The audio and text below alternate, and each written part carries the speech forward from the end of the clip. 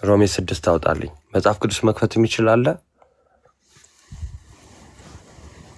እሺ ቆይ ልክፈት ለራሴው።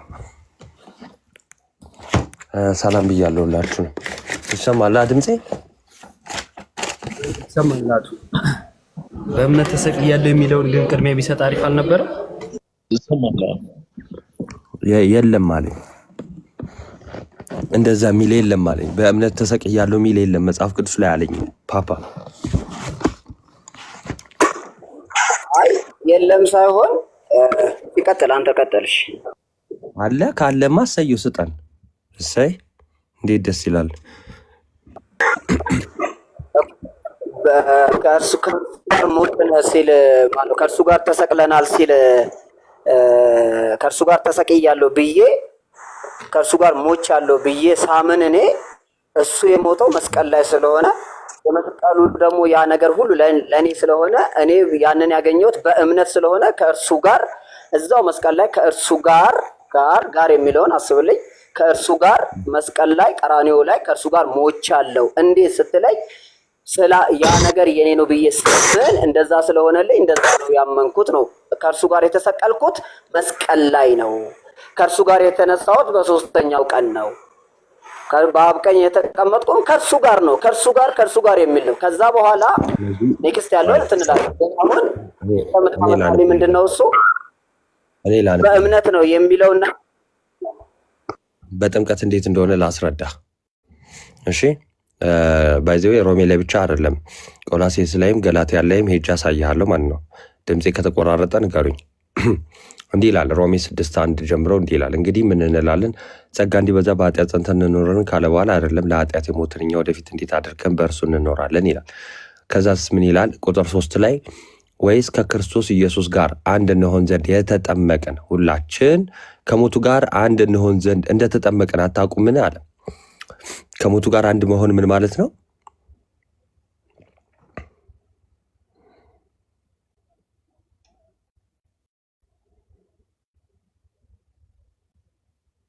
ይሰማል አለ?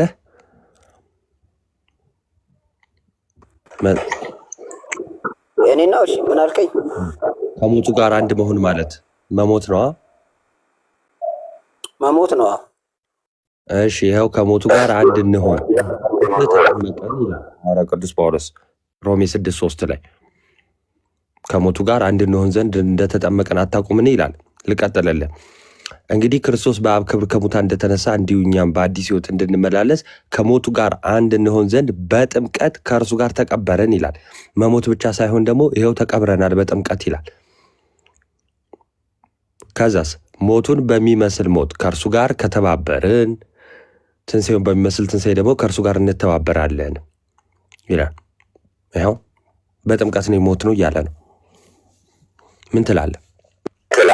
ቀጥለው 6 ነው። ቀጥል 6 ነው። እሺ ከእንግዲህ ወዲህ ለኃጢአት እንዳንገዛ የኃጢአት ሥጋ ይሻር ዘንድ አሮጌው ሰዋችን ከእርሱ ጋር እንደተሰቀለ እናውቃለን ይላል። አሮጌው ሰዋችን ከእርሱ ጋር እንደተሰቀለ ማለት አሮጌው ሰዋችን ከእርሱ ጋር አስወግዶልናል፣ በእርሱ ተወግዶልናል፣ ከእርሱ ጋር ሰቅለነዋል፣ ገለነዋል። አሮጌውን ሰዋችንን በትንሣኤ ደግሞ በአዲስ ሕይወት እንድንመላለስ ከእርሱ ጋር ተቀብረናል እያለ ነው።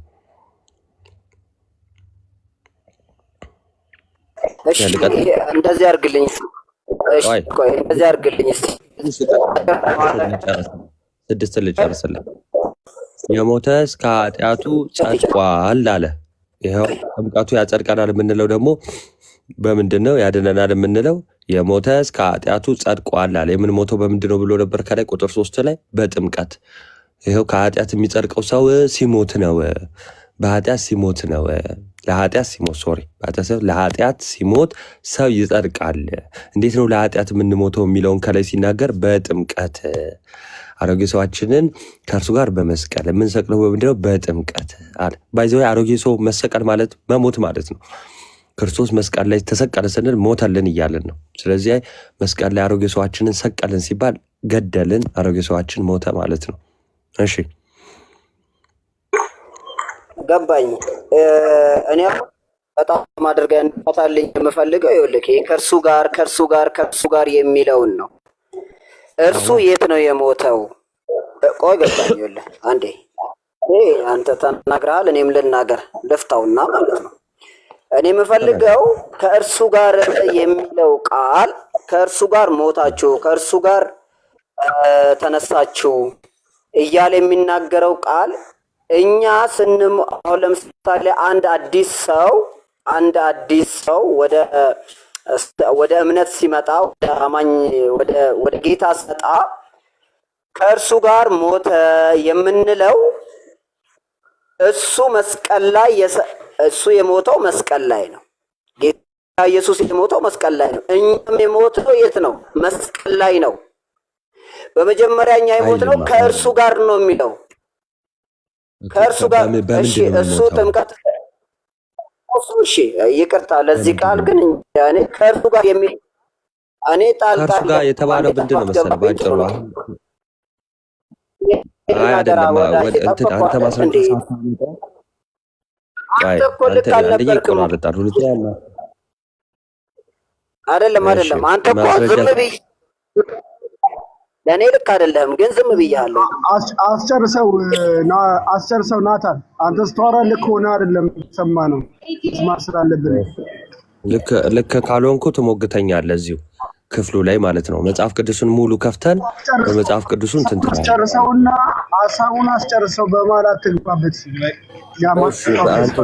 ሐሳቡን አስጨርሰው ካሎራው አትበጥብጥ። አሁን እነሱ እያወሩ ነው፣ አንተ ከቅድም ጀምሮ እያወሩ እየተስማሙ ነው። አንተ ዝም ብለው በማል ገብታ አትበጥብጥ እስቲ። ቴንክ ዩ ፓፓ። እሺ ቀጥል።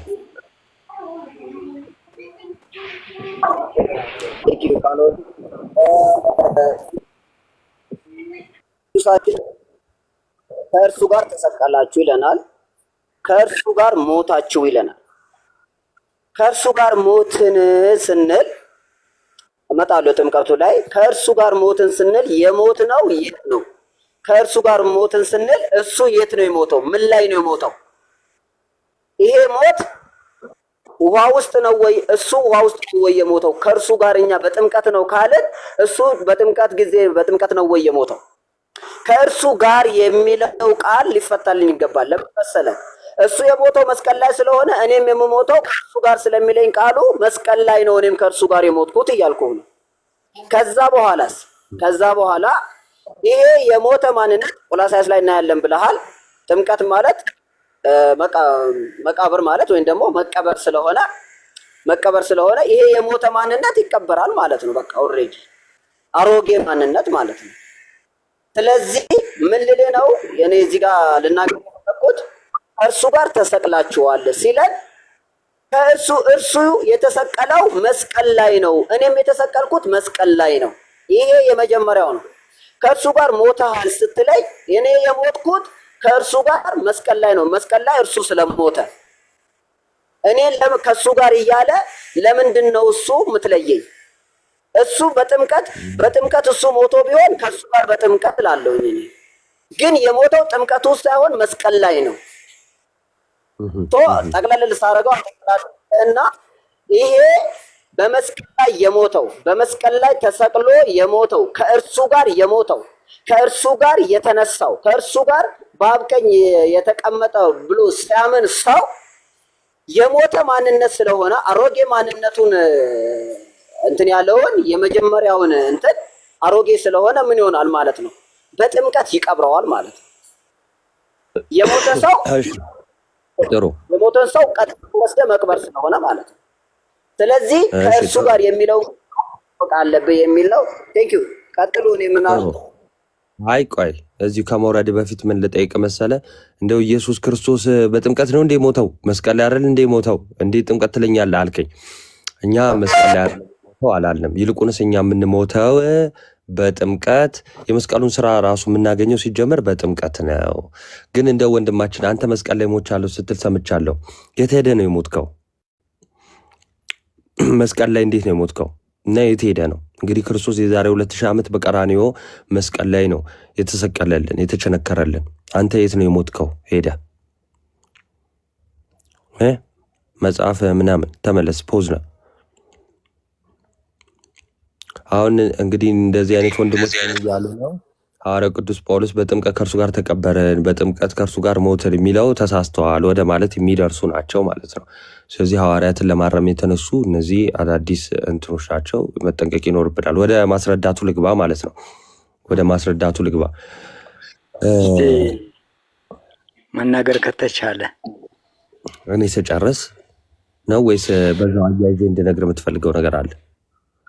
አይ ስለጠየቀው ጥያቄ ነው እንጂ ልጁን ስለጠየቀው ጥያቄ መልስ አለ ብዬ ነው። አዎ ሼር ታደርገዋለህ? አዎ ልጁ የጠየቀው ጥያቄ ማለት የተናገረው ንግግር ከስህተት ሊሆን ይችላል እንጂ እርግጥ ከክርስቶስ ጋር ሞታችኋል ነው የሚለው። ሞተናል። የገደለልን ክርስቶስ ኃጢአታችንን ነው እኛን አይደለም። ኃጢአታችንን ገሎታል ያለ ማለት ነው መጽሐፍ ቅዱስ። እኛን ማለት አሮጌ ሰዋችንን ማለት ነው አይደል? አሮጌ ሰዋችንን ይሄ ኃጢአትን እንትን የተቀበለው ስጋችንን ይዞ ሞቷል። እሺ ያ ማለት አንድ ሰው አምኖ ሲጠመቅ ነው አሮጌው ስጋ ሊወገድ የሚችለው አይደለ? አይ ስለ ጥምቀት የራሴን አመለካከት እናገራለሁ። አሁን አንተ ጨርስና ስትሰጠኝ ጊዜ እናገራለሁ። ችግር የለም። የራስ የሚባል ሳይሆን በመጽሐፍ ቅዱስ እናውራና ቅድም ታነቡት የነበረው የሮሜ ምዕራፍ 6 ምንም እንኳ ስለ ጥምቀት ቢናገርም ስለ ውሃ ጥምቀት ቢናገርም ስለ ሞት ጥምቀት ነው የሚናገረው። እዛ ላይ አብዝቶ የሚናገረው ስለ ሞት ጥምቀት ነው። ክርስቶስ ጋር ሞታችኋል ነው የሚለው። ከክርስቶስ ጋር ከሞትን ከተቀበርን እንግዲህ ይሄ የውሃ ጥምቀት ብቻ ሳይሆን የሞት ጥምቀትን ያመለክታል ማለት ነው። የሞት ጥምቀት ማለት ምን ማለት ነው? የሞት ጥምቀት 3 ጥምቀቶች አሉ። የሞት ጥምቀት ልክ ማርቆስ ወንጌል ላይ ጌታ ኢየሱስ ክርስቶስ እንዴት ተናገረው? አንዲት ጥምቀት እጠመቃለሁ አለ እና እኛም እንጠመቃለን ባሉት ጊዜ አሁን አይደለም አላቸው። ያ የሞት ጥምቀት ይባላል። የሞት ጥምቀት ጌታ ኢየሱስ ክርስቶስ የተጠመቃት ያቺ የሞት ጥምቀት እኛም እንደምንጠመቅ ቃሉ ይነግረናል። ሌላው የመንፈስ ቅዱስ ጥምቀት ነው። የውሃ ጥምቀት ናቸው። አንዴ የሞት ጥምቀት ናቸው ምን ማለት ነው? ከክርስቶስ ጋር መሞት ማለት ነው። ይሄ በስጋችን መሞት ማለት ነው። በስጋችን መሞት ማለት ሰው ይሞታል አይደል እንዴ? ከዚህ ዓለም ስንለይ ነው። በስጋ ስንለይ በስጋ ስንለይ የሞት ጥምቀት ይባላል። ምን ሞተው ሞት። እሺ ምን ይላል መሰለ ሮሜ 6 ላይ አንተ የሞት ጥምቀት ያልከው እንዴት እንዳልሆነ ላሳይ እዚሁ ማለት ነው። ሮሜ 6 ወደም እዛው ላይ ያሳያለሁ። እሺ ወይ ችግር የለውም። እኔ ላሳይና ታሳየኛለህ። እንግዲህ እኔ ያሳይልኝ ምን እንደሚታየው እናያለን። ቁጥር 2 ላይ እንዲህ ይላል ለኃጢአት የሞትን አንተ የሞት ጥምቀት ያልከውን ማለት ነው። ለኃጢአት የሞትን እኛ ወደፊት እንዴት አድርገን በእርሱ እንኖራለን አለ። በምንድን ነው እንኖራለን ያለ? ለኃጢአት የሞትን ከእርሱ ጋር እንዴት አድርገን እንኖራለን? ወደፊት ከእርሱ ጋር እንዴት አድርገን እንኖራለን? እሺ ልድገምልህ እንትኑን ለኃጢአት የሞትን እኛ ወደፊት እንዴት አድርገን በእርሱ እንኖራለን ነው የሚለው። ከእርሱ ጋር አይደለም የሚለው በእርሱ በእርሱ ያለው ምን ነው? ኃጢአትን ነው ኢየሱስን ነው? አሮጌው ስጋችንን ነው። እኛ ከእርሱ ጋር ያለው ኢየሱስን ነው። ከእርሱ ጋር የተባልነው ደግሞ እኛ ነን አላለም። ከእርሱ ጋር አላለም። በእርሱ እንኖራለን አለ። ጥያቄ ጠየቀ። እንዴት አድርገን በእርሱ እንኖራለን? ቀጥልና አንብበው ደግሞ 3ን ቆይ በእርሱ እንኖራለን ያለው ለኃጢአት የሞትን ነን። ከዛ በኋላ ከሞትን በኋላ እንዴት በእሱ እንኖራለን ያለው ኃጢአትን ነው አይደለም? ኃጢአትን ነው። አዎ ጎበዝ። ስለዚህ ክርስቲያኖች ለኃጢአት ሞተዋል። ከዛ በኋላ ኃጢአት መስራት የለባቸውም እያላቸው ነው አይደለ? ልክ ነህ። በስጋ ከተለየ በኋላ አንድ ሰው በስጋ ከተለየ በኋላ ኃጢአት ይሰራል? በስጋ ከተለየ በኋላ አሁን ይኸውልህ ምዕራፍ 6 ከቁጥር 1 እስከ 11 ያለውን ቁጥር ስታነበው የሞት ጥምቀትም አለበት። ክርስቶስ ሞተ ሲል የሞት ጥምቀትን ነው። ከእርሱ ጋር ሞታችኋል ሲል ይሄ ስጋችን እንደሚሞት ይሄ ኃጢአት ያደረገው አሮጌው ሰውነታችን እንደሚሞት፣ ነገር ግን ኃጢአት ያልሰራው ወይም ለኃጢአት እምቢ ያለው አዲሱ ሰው ከክርስቶስ ጋር ዘላለማዊ እንደሆነ ይናገራል። እሺ በአዲስ ሕይወት እንድንመላለስስ ያለው ከሞትን በኋላ እሱ አዲሱ ሰውነት ነው። አዲስ ፍጥረትን ነው የሚያመለክተው። ሁሉም ሰው በክርስቶስ አዲስ ፍጥረት ነው ሲልስ የሞቱትን ነው አይደለም? በህይወት ያለነውን እኮ ነው። ስለ ጥምቀት ወደፊት ትሞታላችሁም ጭምር ወደፊት ትሞታላችሁ እኮ ነው። እንዴት መሰለህ? ከክርስቶስ ጋር ሞታችኋል ካለ እኮ ለኃጢአት ሞተናል። ነገር ግን የስጋንም ሞት ትሞታላችሁ እሱ እንደሞተ አላለም። በነገራችን ላይ ጥምቀት ሞትና ትንሣኤውን የሚያመለክት ነው። ጥምቀት የክርስቶስን ሞትና ትንሣኤ የሚያመለክት ነው። አንዴ ካሳሁን አንዴ የለም እንዲህ የሚል ምን እያልከን ነው? እንዲህ የሚል ነገር የለውም። ይሄ በስጋ ትሞታላችሁ እያላቸው አይደለም። ክፍሉን ካልተረዳው እንደ አዲስ ማንበብ እንችላለን። በቃ አሁን እሱን ቶ ጉንጭ አልፋ ነው የሚሆነው። የለም አይልም። አንተ ነህ ያልከው። ይሄው በስጋ ትሞታላችሁ ትለኛለህ። ይሄው የሞቱን ጠቀስክ። ከዛ በኋላ በአዲስ ሕይወትን መመላለስን ጠቀስኩልህ። እንደዛ እያለ ነው ትለኛለህ። የለህም ማስረጃ። ስለዚህ ወደ ጥምቀቱ ብቻ እንመለስ። ወዴት? በውሃ ስለሚፈጽ ወደ ጥምቀቱ ተመለስ። ሌላ ቦታ ማሳየት ይችል ነበር፣ ግን አሁን ክርክር ብቻ ነው። ብዙ ስለ ስጋ ሞትም እንዴት እንደሚናገር አሳይ ነበር። በስጋ ሞትም ያለ ሰው የለም። ኧረ ተው ወዳጄ ካሳሁን፣ በስጋ በቃ እንሞታለን። በቃ የሞት ጥምቀት ግን ዋናው ነገር እሱ ነው። ጳውሎስ በዕብራይ ምዕራፍ 6 ላይ ጥምቀቶች ሲል የሞት ጥምቀትንም የመንፈስ ቅዱስ ጥምቀትንም የውሃ ጥምቀትንም ለማለት ነው። ያንን ወደፊት ትማራላችሁ እያለ ይናገራል። ምዕራፍ 6 ዕብራይ ምዕራፍ 6 ላይ ወደፊት እናወራበታለን። ኮመንት ላይ ግን ጥምቀት አያድንም የኃጢአት ስርየት አይሰጥም እያልክ ስለነበረ እሱ ላይ እናወራ። አዎ እሱን እነግርሃለሁ። እሺ ለእሱ ዝግጁ ነኝ። መልስ ስላለኝ ነው። ጥምቀት ያድናል? ጥምቀት የውሃ ጥምቀት አያድንም። አንደኛ ጴጥሮስ ምዕራፍ 3:21 ላይ ጥምቀት ያድናል ይላል። ያ ማለት ጥምቀት ያድናል ማለት ሳይሆን አንደኛ ጴጥሮስ ምዕራፍ 3 ቁጥር 18 ላይ በስጋ ክርስቶስ ኃጢአታችንን ተሸክሞ በስጋ ሞተ ይላል። ስለዚህ ሞቱን ያመለክታል። ቁጥር 21 ላይ እና 22 ላይ ደግሞ ትንሣኤውን ያመለክታል። አይታል? እስቲ አንብባት እዛ ላይ። ልክ ነህ። ትንሣኤውንና ሞትና ትንሣኤውን ያመለክታል። እናነባለን። ቆይ ካሳሁን፣ ሐዋርያው ቅዱስ ጴጥሮስ ቃል በቃል እንግዲህ የኛ ሐዋርያ ነው፣ የኛ ክርስቲያኖች ጥምቀት ያድናል አለ። እኔ አሜን ብዬ ተቀበልኩ። አንተ ትቀበላለህ? ጥምቀት አይልም እዛ ላይ ጥምቀት። ያው አንብበው ከቁጥር 18 ጀምርና አንብበው። እሺ ከቁጥር 18 ጀምርና አንብበው። ሞቱና ትንሣኤውን ከ15 ጀምር። ጥምቀት የሚያድነው በስሙ ስርየት ሰዎች ተጠምቀው በሞትና ትንሣኤው አምነው ሲጠመቁ እንደሆነ ይነግርሃል። አንብበው ከቁጥር 18 እንጂ ጥምቀት ያድናል አይልም። ይገርማል። ጥምቀት ምን አይነት ጥምቀት ነው? ሞትና ትንሣኤው መሆን አለበት። እስቲ ቆይ እንየው። እስቲ ሞትና ትንሣኤው ምን እንደሆነ ቁጥር 18 ጀምርና አንብበው። ችግር የለም። ከዛ ከፍ ብዬ ላነብልህ እችላለሁ አልኩህ። ችግር የለውም። እኔ አሁን ከቁጥር 18 ይበቃል። ከቁጥር 18 ጀምርና አንብበው። እሺ አንዴ እያወጣሁ እየገለጥኩልህ ነው። እሺ የጴጥሮስ መልእክት ምዕራፍ 3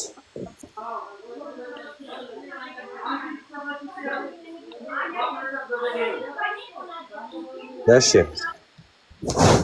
ከስንት ገብርኤል አንብልህ? ከ18 እሺ ከ18 እሺ ክርስቶስ ደግሞ ወደ እግዚአብሔር እንዲያቀርበን እርሱ ጻድቅ ሆኖ ስለ አመፀኞች አንድ ጊዜ በኃጢአት ምክንያት ሞቷልና። አሜን። በስጋ አንድ ሞት ተመለከተ። አይተሃል? ስለምን እንደሞተ አነበብከው። ምን ሆነ ነው? ኧረ ተረጋጋ። ስለሞት ማን አወራ? ስለማን ሞተ? ስለ ኃጢአተኞች ሞተ። እሺ ቀጥል። የኢየሱስ ሞት ለኃጢአቱ ሁሉ ነው። ለዓለም ኃጢአት ሁሉ ነው። አንተ የምትሞተው ለዓለም ነው። ለራስ ኃጢአት ነው የምትሞተው አንተ። ሞት ከተባለ ከክርስቶስ ጋር ማለት ነው። ክርስቶስ ባይሞት የኛ ኃጢአት መሻር አይችልም። በቃ የሱ ሞት ያስፈልገዋል፣ የሱ ትንሣኤ ያስፈልገዋል። ለኛ ኃጢአት መሻር ምን እያልከን ነው እንዴ?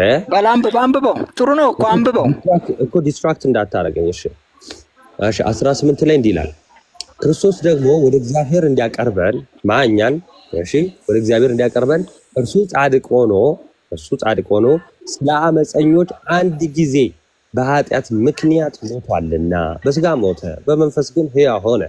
በእርሱም ደግሞ ሄዶ በወህኒ ለነበሩት ነፍሳት ሰበከላቸው አለና ቁጥር 20 ላይ እንዲህ ይላል፣ ጥቂቶች ማለት 8 ነፍስ በውሃ የዳኑበት መርከብ ሲዘጋጅ የእግዚአብሔር ትዕግስት በኖህ ዘመን በቆየ ጊዜ ቀድሞ አልታዘዙ። ይህም ውሃ ደግሞ ማለት ጥምቀት ይሰማላ? አዎ ምሳሌ ሆኖ ዋዳ። ይህም ውሃ ደግሞ ማለት ጥምቀት ምሳሌው ሆኖ አሁን ያድነናል አለ። አየህ አንተ የምትለውና መጽሐፉ የሚለው ልዩነቱን አየህ አይደል? ልዩ ነው። ታች ደግሞ ውረድ፣ አንብበው፣ አሁንም አንብበው እስከ 21 ያለውን አንብበው በሙሉ እስከ 22 እቺ ፈተነ እንሂድ። ልዩ ስለሆነ ይሄ አንዴ ፈተነው እንሂድ። ይሄኛውን አሁን ታች ቀራ። ትንሣኤውም አለ እኮ ትንሣኤው ጋር የተያያዘ ነው። ሞቱ ብቻ አይደለም ትንሣኤው ጋር። ውረድ፣ አንብበውና ትፈተዋለህ። ችግር የለም። ለእኔ አንብብልኝ አልኩህ እኮ ለአንተ ላንብልህ። እሺ ወዳጄ፣ በውሃ የዳኑበት መርከብ ሲዘጋጅ ከስር ላሉ ሰዎች መማር ስላለባቸው እንትን እያደረኩት ልሂድ፣ ቨርስ ባይ ቨርስ ማለት ነው። ጥቂቶች ማለት 8 ነፍስ በውሃ የዳኑበት ማለት የኖህ ታሪክን ነው ያመጣው። ከዛ በውሃ የዳኑበት መርከብ ሲዘጋጅ መርከብ አዘጋጀ። እንግዲህ በዛ ውሃ ድነዋል አለ። ያ ውሃ እንዴት ነው ያዳናቸው? ድነዋል አላለም። በዛ ውሃ ዳኑ ሳይሆን ምሳሌ ሆኖ ያድነናል ነው። ያ የጥፋት ውሃ ምሳሌ ሆኖ ያድነናል። ድነዋል ይላል። ይኸው አነበብኩት። ድነዋል ይላል። እኔ ምሳሌ ሆኖ ነው። ምሳሌ እንዴ አንተ ዳንከው በዛ በጥፋት ውሃ ነው እንዴ? በጥፋት ውሃ ድነሃል?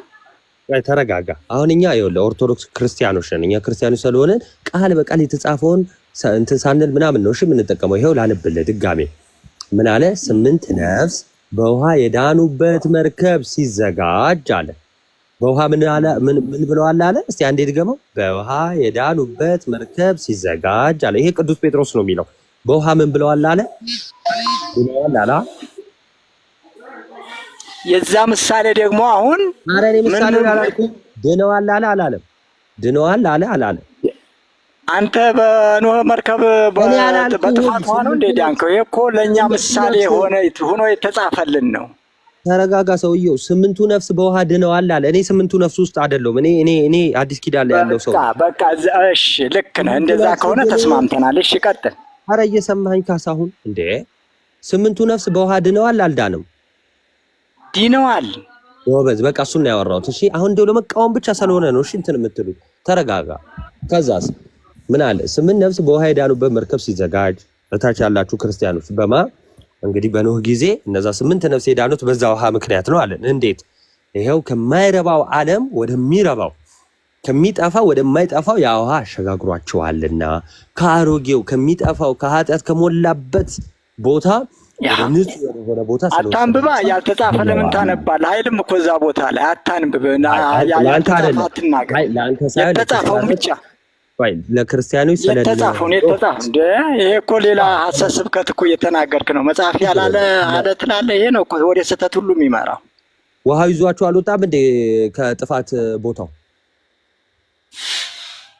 እሱ ላይ አይደለም መጽሐፉ የተጻፈውን ብቻ የጆባዊ ትርጉም እየሰጠህ ትርጉም አትስጠው። ትርጉም ያላለውን አለ አትበል። እዛ ላይ አላለም። የምትናገረውን አላለም።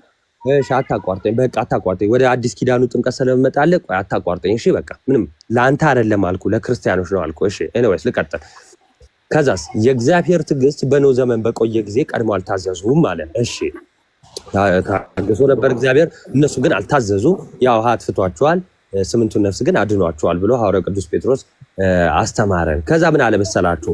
ይህም ውሃ አለ ደግሞ ማለት ጥምቀት ምሳሌው ሆኖ የትኛውን ምሳሌ የሚሆነው? እነ ኖህ ለዳኑበት ውሃ ምሳሌ ሆኖ አሁን ያድነናል አለ። አሁን አሜን። ይሄው እኔ ቅዱስ ጴጥሮስን እቀበላለሁ። ሐዋርያው ክርስቶስ እናንተን የሚቀበል አንዴ ቤት አድርገው አንዴ ቆይ እስኪ እባክህ አታቋርጠኝ። እናንተን የሚቀበል እኔን ይቀበላል ስላለ ሐዋርያትን ካልተቀበልን ክርስቶስን መቀበል አንችልም። ይሄው ክርስቶስን ለመቀበል እንግዲህ ሌላ ውስጥ አትግባ አባዬ። ይሄው ትክክል ያልሆነ ስብከት አትስበክ። እሷ ውስጥ ቀጥል። አንብብልኝ እስከ 21 ድረስ ያነበብኩ ነው። ተረጋጋ። ምን ሆነ ነው የጣድከው ነገር አለ እንዴ ብራዘር? እንዴ ክርስቲያኖች አሉ እኮ ከስር መጽሐፍ ቅዱስ ሲነበብና አሜን እያሉ እየጻፉ አታይም እንዴ? እንደናንተ አይደሉም እኮ። ተረጋጋና ስማ። ትንታኔውን ተታንብበው ዝም ብለህ በቃ እሺ ሚውት አድርገው ቴዲ። አላረገውም። ትንታኔ ካረከው ስብከት እኮ አይደለም። እዚህ ጋር አንብ አላልኩ። ሚውት አድርግ ነው ያልኩ። አላረግም። ስርዓቱ ካልሄድክ ለምንድን ነው የማደርገው? አይ መጽሐፍ ቅዱስ ነው ያነበብኩት። እኮ ማንበብና መተንተንልን እኮ አይደል? አንበብና ከዛ በኋላ ሀሳብን ግለጥ። ክርስቲያኖች አሜን እያላችሁ ጽፋላችሁ። እሺ ስለዚህ ምን አለ ቅዱስ ጴጥሮስ? ይህ ጥምቀት ለዛ ለነኖህ ምሳሌ ሆኖ አለ። የነኖህ የዳኑበት ውሃ አለ አይደለ? ለዛ ውሃ ምሳሌ ሆኖ መቼ ያድነናል አለ? አሁን ያድነናል። ምኑ? ጥምቀቱ። ይኸው ከዛስ ምን አለ? የሰውነትን እድፍ ማስወገድ አይደለም። ልክ ቅድም እነ ካሳውነት ቴዲ ምናምን ሲሉ እንደነበሩት እድፍ ለማስወገድ ምናምን አይደለም። እና እድፍ ለማስወገድ ካልሆነስ ምንድን ነው ሲል እዛው ለእግዚአብሔር የበጎ ሕሊና ልመና ነው። ዕብራውያን ላይ ካስታወሳችሁ የኔ ተወዳጆች እነዛ የብሉይ ኪዳን መስዋዕቶች ሕሊናን እንኳን ማጠብ ያልተቻላቸው ተብሎ የተጻፉ አሉ አይደል? የሰው ልጅ ሕሊናው ቆሽሿል ሲባል ኦኬ በማንነት በአርግነት ከኔ ነበር ነው። እኔ ነው ምሳሌ አንብበው፣ ሌላ ውስጥ አትግባ። መጀመሪያ አንብበውና ትንታኔ ትገባለህ። አሁን እኔ ለክርስቲያኖች ስል እንጂ ያለሁት አሁን በጣም አዝጎሽ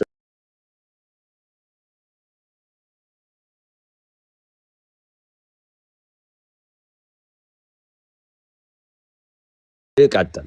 የበጎ እንዲህ እየተስማማን ከሄድን ደስ ይለኛል። ቃሉ ላይ የበጎ ሕሊና ልመና ነው እንጂ አለ። ይህ የሚሆነው ደግሞ በምንድን ነው? በኢየሱስ ክርስቶስ ትንሣኤ ነው። የኢየሱስ ክርስቶስ ትንሣኤ ከሌለ ባይዘው ጥምቀትን አናገኘው። ጥምቀትን ራሱ ያገኘነው ሞትና ትንሣኤውን ለመግለጽ የተጻፈልን ጥምቀት የውሃ ጥምቀት ሳይሆን የሚያድነው በክርስቶስ ኢየሱስ ሞትና ትንሣኤ በማመን በኩል እንደሆነ ግልጽ አድርገህ አንተ አንብበኸዋል። አንተ አሳየኝ። ማመን የሚለው ይጋ ነው። እስቲ ቆይ ቪዲዮ ልክፈት። ትልቁ ላይ አድርጌናታ። እስቲ ማመን የሚል እዚህ ክፍል ውስጥ አሳየኝ። ቶሎ በል። ማመን ቁጥር 18 ምንድን ነው ያልከው? ቁጥር 18 ምንድን ነው ያልከው? ማመን የሚለውን ቶሎ በል። ምን ጋር ላንብልህ? ቁጥር 18ን አንብበው። እሺ ላንብልህ። ክርስቶስ ደግሞ ወደ እግዚአብሔር እንዲያቀርበን እርሱ ጻድቅ ሆኖ ስለ አመፀኞች አንድ ጊዜ በኃጢአት ሞቷልና በስጋ ሞተ፣ በመንፈስ ግን ሕያው ሆነ። በእርሱ ደግሞ ሄዶ በወህኒ ለነበሩ ሰበከላቸው። ጥቂቶች ማለት 8 ማመን የሚል የለም። እሺ ማመን የሚለው ይጋል። ማመንማ ብዙ ቦታ እነግርሃለሁ። በክርስቶስ ሞት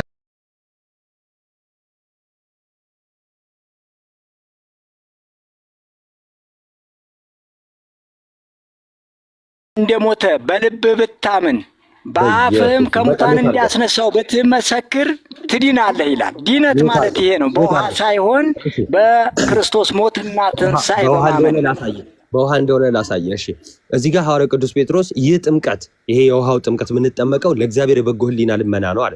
የበጎ ሕሊና የምናገኝበት ነው። እግዚአብሔር አላሳየኝም። ምንም አታሳይም እኮ ዝም ብለህ ነው። ውሃ እዛ ምሳሌ ሆኖ ያድናችኋል አለ እንጂ ውሃው ይሄ በውሃው ድናችኋል አላለም። በውሃ አይድንም ሰው። ይኸውልህ 3 ነገሮች አሉ በክርስቶስ በማመን እንዲድኑ። ይቺን አዳምጠኝ። ግዴ ለምን ይወርዳል? አንተ ልስማ፣ ቅዱስ ጴጥሮስን ልስማ። አባቴን ነው የምሰማው። ይኸው ና ላሳይ። ቅዱስ ጴጥሮስማ ያላለውን እኮ እየተረጎምክ ወደ ስህተት ውስጥ ህዝብን እያስገባህ እኮ ነው። ይሄ ነው የማይሆን ትምህርት እየሰጣችሁ ህዝብን ወደ ሞት እየመራችሁ ያላችሁት። ሞት ውስጥ ያለው አንተ ነህ። አነበው። ይኸው ቅዱስ ጴጥሮስ ነው በጥምቀት ድነት አገኛለሁ ብለህ የዋው ክርስቶስ ሞቶልሃል። ለኃጢአት ስርየትህ ሞቶልሃል። ለኃጢአት ስርየትህ አንተን ዘላለማዊ ህይወት ለመስጠት ተነስቶልሃል። ብታምን አሁን ትድናለህ። ልክ ሐዋርያው ጴጥሮስና ጳውሎስን እንዲያሉት፣ ያለበለዚያ ግን ድነት የለም። አባዬ ኧረ ይሄን አንበው። ምን ሆነ ነው? መጽሐፍ ቅዱስ አንብቡ ስትባሉ ፕሮቴስታንቶች አትወዱማ። አንብበው። ብራዘር አይደለም አንተ እኮ የራስን ነገር ከጨረስክ በኋላ እኮ ሌላ ሰው እንዲናገር እስቲ አንዴ ሚውት አድርገው። አንተ በኋላ አወራሃለሁ ወይ አንዴ ሚውት አድርገው እባክህ። በጣም ዳሉ ጋር ሀሳብ ምንድን ነው የሚናገረው? ሀሳብ ተናግረው። አንተ ጋር አላወራም። ሚውት አድርገው። ካሳሁን ከኔ ጋር አውራ፣ ችግር የለውም። ለአንተ በበቃለሁ፣ ለሁሉ በበቃለሁ። ከኔ ጋር አንተ የምትለውን አውራና እኔ የሚታረግልሃለሁ። ከዛ እቀጥላለሁ። አውራ። እሺ ሶስተኛ ለምን አትደማመጡም? በቃ ሚውት አድርጉት። እስኪ ያውራ። ምንድን ነው ሀሳቡ? ቴዲ ከማውራቱ በፊት ካሳሁን ይሄንን ቃል ካሳሁንን ተወውና ከኔ ጋር አሁን የምትለው ሀሳብ እዛ ጋር የምትለውን ሀሳብ ካሳሁን አያነበውም ወንድሜ። ይኸውልህ ውሃው ሳይሆን የኃጢአት ስርየት የሚሰጥህ የስሙ ኃይል ነው። ይሄ አስተያየት መስጠት ይቻላል። ተሰጣለሁ በስሙ ኃጢአታችሁ ይሰረይ ዘንድ በስሙ ኃጢአታችሁ ይሰረይ ዘንድ አሁን ምን በሉ? ንስሐ ግቡ፣ ተጠመቁ የሚል አይልም ላውጣልህ። አስተያየት ተቀበሉ። እኛም እንደማዳመጥ ኃጢአታችሁ ይሰረይ ዘንድ አሁን ንስሐ ግቡ ነው ያለው አይደል? እንዴት እንደሚያጭ ሰው ንስሐ ሲገባ በኢየሱስ ክርስቶስ ሲያምንና ሲጠመቅ መጽሐፍ ቅዱስ እንዴት እንደምታጣምሙ ላሳየህ። 4 ነገሮች የኃጢአት ስርየት ይሰጣሉ። ይሄን አዳምጠኝ። 4 ነገሮች የኃጢአት ስርየት ይሰጣሉ። ስሙ ንስሐ መግባት፣ ስሙ የደሙ ኃይል ወይም በደሙ የሚደረግ የኃጢአት ስርየትና የእግዚአብሔር ቃል የኃጢአት ስርየትን ይሰጣል። ውሃ አንድም ቦታ ላይ የኃጢአት ስርየት ይሰጣል የሚል አልተጻፈም። እነዚህን 4ቱንም አውጥቼ አሳይሃለሁ። 4ቱንም ከመጽሐፍ ቅዱስ እንዴት የኃጢአት ስርየት እንደሚሰጥ። ጎበዝ። ኃጢአታችሁ ይቅር እንዲባል ንስሐ ግቡ የሚለውን ላሳየ ነው እንደማይል ፕሮቴስታንት መጽሐፍ ቅዱስ እንዴት እንደምታጣምሙ ማሳየች ነው የምወርደው። አንበው ኃጢአታችሁም አንበው ይኸው ሐዋርያት ሥራ ምዕራፍ 2:38 ላይ ያለቃለሁ። ኃጢአታችሁም ይሰረይ ዘንድ በኢየሱስ ክርስቶስ ስም ሁለቱም ያው አንድ ላይ ተጽፎልሃል። ኃጢአቱ እንዲሰረይ ንስሐ መግባት አለበት በኢየሱስ ክርስቶስ ስም። በኢየሱስ ክርስቶስ ምንድነው ነገሩ መሆን አለበት። ይገባሃል? ማን ነው የሚያስረዳው? ስሙ የስሙ ኃይል ነው ኃጢአትን ስርየት የሚሰጥ። እሺ አንድ ሚት አድርገው። እሺ ማለት እምልህን ታነብልኛለህ። እሺ ኃጢአታችሁ ይሰረይ ዘንድ እያንዳንዳችሁ ምን አድርጉ ነው የሚለው? እስቲ አንብበው። በኢየሱስ ምን አድርጉ ነው የሚለው? እስቲ በለው። በኢየሱስ ክርስቶስ ስም ነው የሚለው። ስም በኢየሱስ ክርስቶስ ስም ስርየት እንዲሰጥህ ስሙ ነው ስርየት የሰጠህ። አንተ ፈቃደኝነትና የክርስቶስ ኢየሱስ ስም ነው የኃጢአት ስርየት የሰጠህ እንጂ ውሃው አይደለም። አይዞህ እሺ ኃጢአታችሁ ይቅር እንዲባል አንብበው። ካሜራ የከፈትኩት አንተ እንድታነበው ነው። እሺ ኃጢአታችሁ ይቅር እንዲባል እያንዳንዳችሁ በኢየሱስ ስም ምን አድርጉ አለ? ኃጢአታችሁ ይሰረይ ዘንድ ንስሐ ግቡ በኢየሱስ ክርስቶስ ስም ምን በሉ ተጠመቁ። ስሙ ነው ስምና ንስሐ መግባት የኃጢአትን ስርየት የሰጠው። አቶ ካሳሁን እንዴ ተረጋጋ። አቶ ካሳሁን አቤት። እግዚአብሔር ቃል እውነት እንዳይወጣ ለምን ነው የሚያፍኑት? በጣም ይታገላሉ። ሐሰት እየሰበካችሁ ነው። ሐሰት እያስተማራችሁ ስለሆነ ለማጭበርበር አትሞክሩ። ሐሰትማ እግዚአብሔር ያውቀዋል እኮ ይኸው እያዳመጠ ነው ሰው። ለማፈን እውነት እንዳይወጣ እያፈኑ እየታገሉ እስከ መቼ ይዘልቁታል? ከእውነት ጋር ታግለው ታገሉ እኮ የስሙ የኃጢአት ስርየት ይሰጥ ዘንድ እኔ ሳልሆን ነቢያቶች ራሱ ይመሰክራሉ። እኔ ሳልሆን በስሙ የኃጢአት ስርየት መስጠቱን ነቢያትም ይመሰክራሉ። አይደል? እቺን አንብቧት ካሳሁን፣ እቺን አንብቧት። ኃጢአታችሁ ንስሐ መግባት በስሙ መጠመቅ አልኩ እኮ። ንስሐ መግባት በስሙ መጠመቅ፣ በስሙ የስሙ ኃይል ነው። ስለዚህ በኢየሱስ ስም ተጠመቁ። በኢየሱስ ክርስቶስ ስም ተጠመቁ። አንዴ ወይኔ እኔ አንተ ጽሑፍ አይነበበኝም። ጴጥሮስ 38 ካሳሁን አንዴ ይሄ እኔ ጽሑፍ ያለው ሰዓት እየሰጠኝ አልኩ እኮ አይታየኝም። ጥሩ ነው። ምንም መደማመጥ በጣም ቀጫጫ ነው። ናቲ አንዴ ረጋ ብትሉ እኮ እኛም ትምህርት እንወስዳለን። ግን መደማመጥ የለም። ካሳሁን መሀል ላይ ባትገባ ጥሩ ነው። አዎ አይ እሱ ነው ችግሩ ያለው። እውነትን ለማፈን የሚሮጥ ሩጫ ነው። ይሄ ደግሞ ለመውደቅ ነው እንጂ ያው ምንም ርቀት መሄድ አይቻልም። ቃሉ ቢያንስ ሲደመጥ ብንሰማ ምን አለ? ቃሉን አዳምጠን እንደው አረፍተ ነገር ውስጥ ይልቅ ወደ እውነተኛው ሕይወት ሰጪ ክርስቶስ ተመልሰን ይልቅ ብንነጋገር አይሻልም? በውሃና ልቅ በውሃ ጥምቀት በመርጨትና በእንትን ሕይወት ይገኛል ተብሎ ሚውት አድርገው ባይዘይ አንዴ በቃ ሚውት አድርገው። አሁን ላውራ። ቀልዱስ ቀልድ ነው ባይዘይ። አሁን ምን አለ ወንድማችን ካሳሁን? ወደ ሕይወት ሰጪ እንደው ወደ ኢየሱስ ተመልሰን አለ። ሕይወት ሰጪ እነሱ ጋር ሌላ ነው። የኛ ሕይወት ሰጪ አንድና አንድ ኢየሱስ ክርስቶስ ነው። እንዴት ካላችሁኝ ማርቆስ 16 ላይ ጥምቀትን የሰጠን ኢየሱስ ክርስቶስ ከኛ ጋር ነው። እኛም ከሱ ጋር ነን። እኛም በሱ ነን፣ እሱም በእኛ ነው። ሲጀመር ከሱ አንዴ ቴዲ እባክህ ሜዳ ላይ ነው እንዴ ያለው? ሚውት አድርገው እንደ ፕሮፋይል ብቻ ነው። አንዴ መሀል ላይ አትግባ። ለምን አንተ በስርዓቱ የራስን ተናገረ። ሌላው በቃ ሚውት አድርገው እባክህ፣ መሀል ላይ አትግባ። በቃ ሚውት አድርገውና እያየው ሰማው እኮ ነው። አንተ እኮ አንደኛ ንግግር ትክክል አይደለም። ሲጀመር ይሄው መጽሐፍ ቅዱስ ማንበብ ካልቻለ ያነበው እዛ ጋር አነበበልህ እኮ ንስሐ ግቡ አለ። እስኪ አንተ አንብበው። ቆይ ንስሐ ይቀርባል? ቆይ መልስልኛ። ንስሐ እዛ ጋር ይቀርባል ወይስ ጥምቀት? ለኃጢአት ስርየት ጥምቀት ነው። ንስሐ እዛ ጋር ንስሐ ግቡ የሚለው ምንድን ነው? ንስሐ ግቡ ብሏቸዋል። ይኸውልህ አንድ ጥያቄ አንብበው። አንድ እኮ አንብበው። ንስሐ የገባ ሰው ኃጢአተኛ ነው? የመጀመሪያ ክርስቲያን ከሆነ ንስሐ ብቻውን በቂ ንጹህ አያደርገውም። ስለዚህ ንስሐ ሰው ከገባ ንስሐው ራሱ አንዴ ልመልስልህ። ዝም ብለህ አፋፍ ነው እንደምትለው ልመልስልህ። ንስሐው ለሁለት ይከፈላል ሲጀመር። ኦኬ ንስሐ ለክርስቲያኖችና ከክርስትና ውጭ ላሉ ደግሞ ወደ ክርስትና ለሚመጡ ደግሞ በመጡበት ጊዜ ደግሞ የሚገቡት ንስሐ ይለያያል። ባይዜ ሁለቱ ንስሐ የመጀመሪያው ነገር እነዛ የመጀመሪያዎቹ ንስሐ ምንድነው? የነበራቸውን ነገር መተው፣ መመለስ፣ ወደ ጌታ መቅረብ ያንን ይጠቁማል። ሁለተኛው ንስሐ ለክርስቲያን የሚሰጠው ደግሞ ዕለት ዕለት ለሚያደርገው የኃጢአት ስርየትን የሚሰጥ ምስጢር ነው። በእኛ ቤተክርስቲያን ምስጢረ ንስሐ እንለዋለን። ይሄንን ይኸው ክርስቲያን ከሆንክ በኋላ የምንገባው ነው። አንዴ አልጨረስኩም።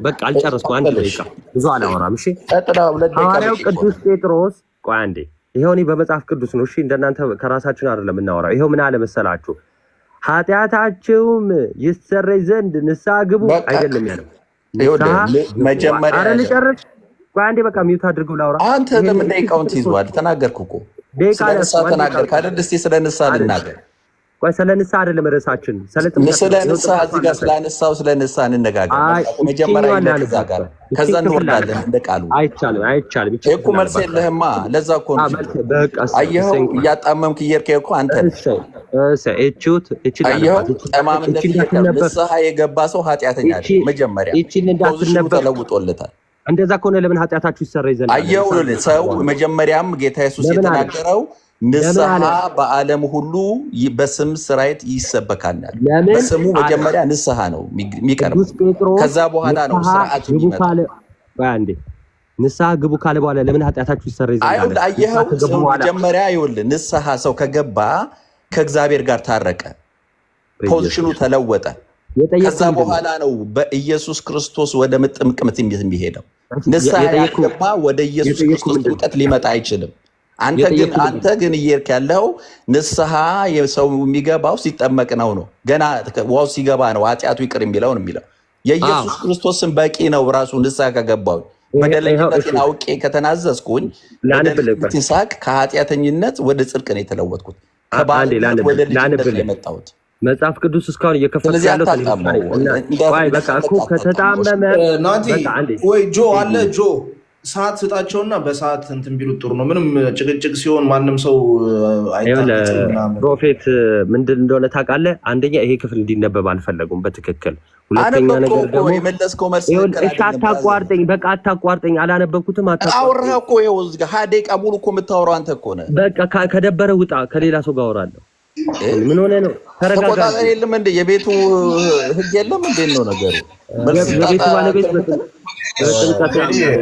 ተረጋጋና ሲጨርስ ጠብቀህ ጥያቄ ካለክ ትጠይቀዋለህ። ጠየቁት እኮ የጠየቁትን እኮ ሁለት አይነት ንስሐ አለ ይለኛል። የቱ ጋር ሁለት አይነት ንስሐ አለ ብሎ የተጻፈው ሲያሳይ መጽሐፍ አሳየኝ። ሁለት አይነት ንስሐ አለ ብለኛል። ንስሐ በመጽሐፍ ቅዱስ ገልጣ አሳየኝ። እሺ ቴዲ በቃ አሁን አዳምጥ፣ ሚዩት አድርገውና ሲጨርስ ጠብቀህ ሐሳብ ስጥ። አሁን እኔም ምክንያቱም እድሜያችን አይፈቅድም አሁን እንደዚህ እንድንጫጫው። ስለዚህ ይጨርስና ይሄን አንስታል ይሄ ትክክል አይደለም ብለህ ሐሳብ ማንሳት ይችላል። ስለዚህ አድምጠው። እኔን ትልቁ ላይ አድርጉልኝና መጽሐፍ ቅዱሱን ልክፈተው፣ እኔ በስልክ ልክፈተው። እናቴ የታየለ አይደለም። እሺ ቢናየ ክፈተው እሱ ነው። እሺ አሁን መሀል ላይ ፕሊስ እንትን እንዳትለኝ እሺ፣ እንዳታቋርጠኝ እሺ ቴዲ ፕሊስ። በቃ አሁን ፕሊስ ሚዩት አደርግልሃለሁ። ሁለት አይነቱን ንስሐ በመጽሐፍ ቅዱስ ገልጣ አሳየኝ። ሁለት አይነቱን ንስሐ ነው ያሳያለሁ። በቃ ንስሐ ስላልሆነ ርዕሳችን መጨረሻ ላይ ያሳያለሁ። አሁን ጥምቀቱ ላይ ነው የሚይዘው። ባይ ዘ ዌይ አየው መልስ የለህም ማለት ነው። አየው አይደል? ናቱ ንስሐ ምን ማለት ነው? እስቲ ጠይቀው። የተረዳ አይመስለኝም ንስሐ። አይ ወደዛ ሺፍት ሲፒ እሺ ጠይቀዋለሁ። እሺ ንስሐ ስላልሆነ ርዕሳችን ወደዛ መሄዳችን አይቀርም። ኢስ ኦኬ። ሐዋርያት ሥራ ምዕራፍ 2:38 አውጣልኝ አንዴ። ይኸው ንስሐው ኃጢአት ስርየት ይሰጣል ካሉ እንግዲህ ይኸው ኃጢአታችሁ ይቅር ይባል ዘንድ ተጠመቁ ብሏቸዋል። ለምን አለ? የሚለውንም እናያለን ማለት ነው። እሺ ጥያቄ ልጠይቀ ቴዲ፣ ቀደም አንተም ስለጠየቀኝ ፌር እንዲሆን ጥያቄ ልጠይቀ ማለት ነው። እዚህ ጋር ሐዋርያው ቅዱስ ጴጥሮስ ይታያል ብዬ ገምታለሁ። ሐዋርያው ቅዱስ ጴጥሮስ ኃጢአታችሁ ይሰረይ ዘንድ ንስሐ ግቡ ነው ያለው ወይስ ደግሞ ተጠመቁ ነው ያለው? እየተቆራረጠ ስለሆነ ታፕታፕ እና ኮፒሊንግ ብታረጉ የኔ ይቆራረጣል፣ የሆነ ሳለ ይቆራረጣል እና እስከዛ ታፕታፕ ከታች ያላችሁ መማር ታፕታፕ የሚያደርጉ ታፕታፕ ያደርጉ። ፕሮፌት እና ናቲ እያወራ ነው፣ በደንብ ይሰማል። ጥያቄውን ታፕታፕ ቢደረግ ቤቱ ቁጭ ብለን ታወራ እኮ የፈቀደ ነው። ምን ታፕታፕ የሚያደርጉ ምናምን ትላለህ? እሺ አሁን ይሰማል? እሺ ይሰማል ብዬ ገምታለሁ። እሺ ጥያቄውን ደግምልሃለሁ። እዚህ ጋር ሐዋርያው ቅዱስ ጴጥሮስ ቴዲ ኃጢአታችሁ ይቅር እንዲባል ንስሐ ግቡ ነው ያለው ወይስ ደግሞ ተጠመቁ ነው ያለው? ጥያቄውን ብቻ ቴዲ ሚውት ነህ። ኃጢአታችሁ ይቅር ይባል ዘንድ ኃጢአታችሁ እንዲሰረዝ ተጠመቁ ነው ያለው ንስሐ ግቡ ነው ያለው? ቴዲ የአርምሞ ምዕራፍ ቀጣይ ይመልስ የለም። ፕሮፌትን ፕሮፌት በባፕቲዝም ያምናል መሰለኝ ነው፣ ግን አዶን አምናሹ ግን ችግር የለም። ኢስ ኦኬ በቃ እኔ ምንትን ቢኒ አዲስ ገብታ ነው ምንም አሁን ወደዚህ ወደዛ የምታጫውተው። እኛ መጀመሪያ ጀምሮ ስናወራ የነበረው ስለሌላ ነው። አሁን ስለ ጥምቀት እኔ አምናለው ምናምን። ስለዚህ አሁን አንተ በተረጋጋ ቢኒዬ ደስ ይለኛል። በቃ ናትዬ ጠቅለል ያለውን የክርስትናውን ትምህርት ስጣቸው። ጥሩ እሺ። ጥምቀት እንግዲህ አሁን ሁላችሁም ስሙ እሺ። ጥምቀት የሕያው እግዚአብሔር ልጅ ጌታችን መድኃኒታችን ኢየሱስ ክርስቶስ የሰጠን ታላቅ ምስጢር ነው። ይህን የሰጠን በማርቆስ ወንጌል 16:16 ነው። ሲሰጠን ከድህነት ጋር አድርጎ ነው የሰጠን። ሰው የሚድነው ምን ያደረገ ነው ብሏል?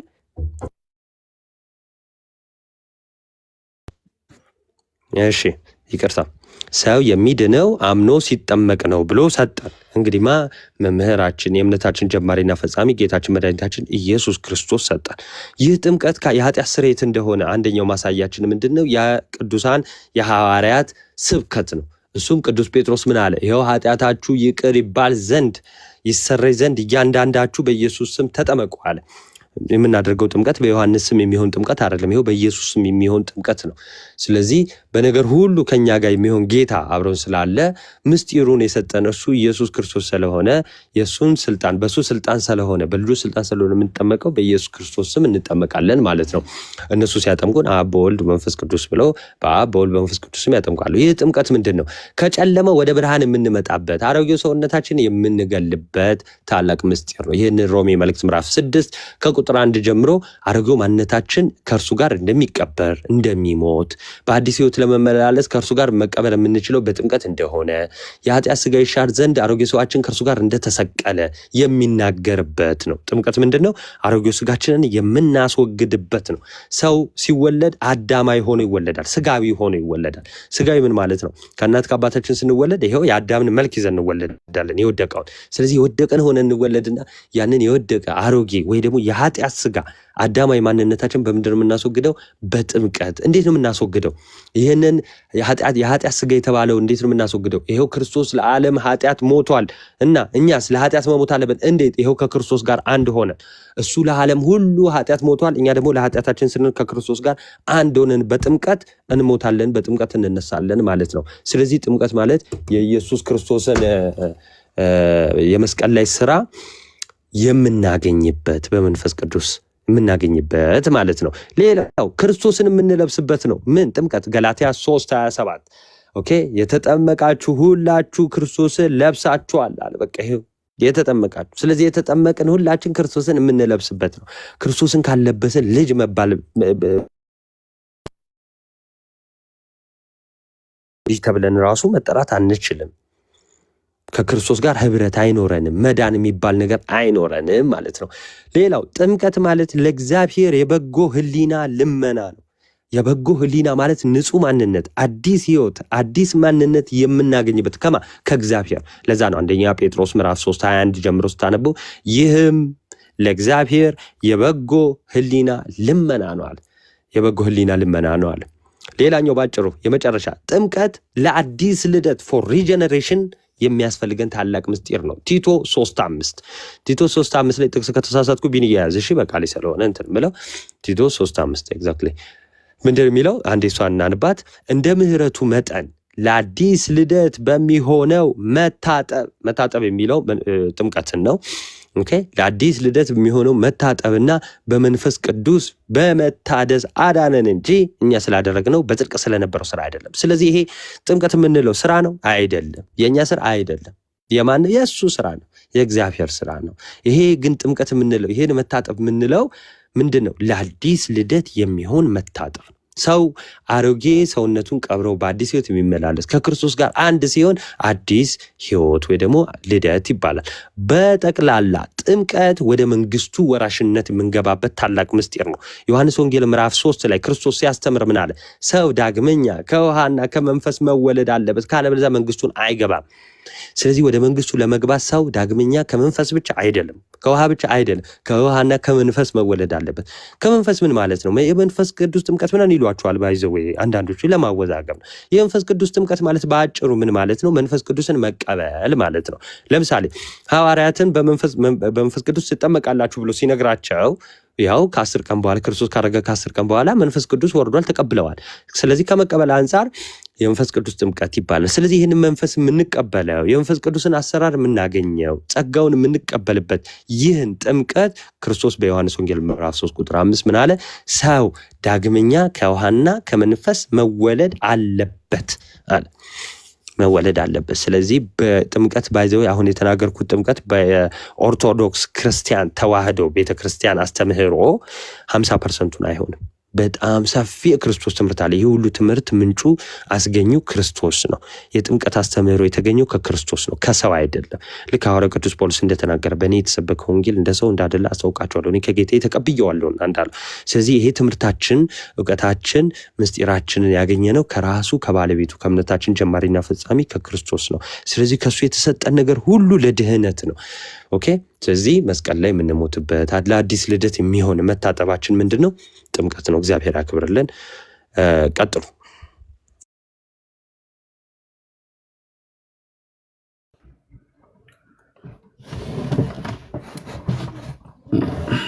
ቴዲ ይሰማል? ቴዲሻ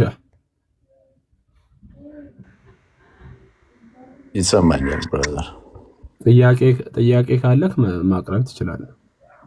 በቃ እኮ አልመለሰውም። ሄዳል። በቃ ጨረስን። በቃ ጥሩ ነው።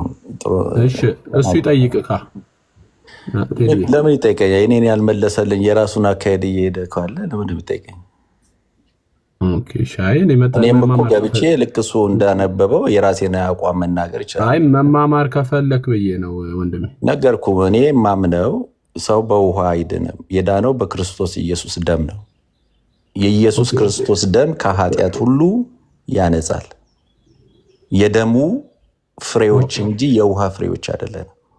ደሙ ያላነጻው፣ ደሙ ያላጠበው፣ ደሙ ያልቀደሰው፣ ደሙ ወደ እግዚአብሔር መንግስት ያላገባው ውሃ ያገባዋል ብዬ አላምንም። እሱም በቀራኒው ላይ ተሰርቶ አልቆለታል።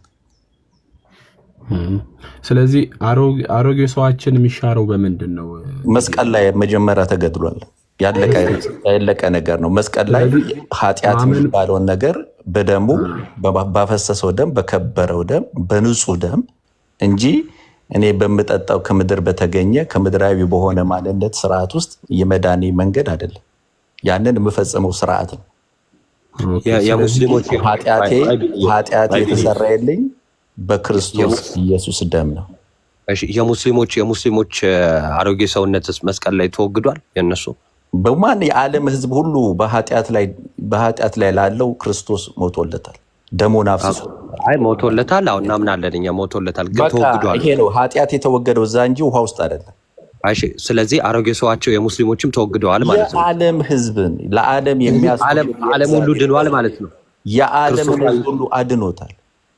ስለዚህ ዓለም ሁሉ ድኗል ማለት ነው። እኔ አይደለም የዓለምን ሁሉ ኃጢአት የሚያስወግድ የእግዚአብሔር በግ በቀራንዮ ላይ ተፈጽሟል።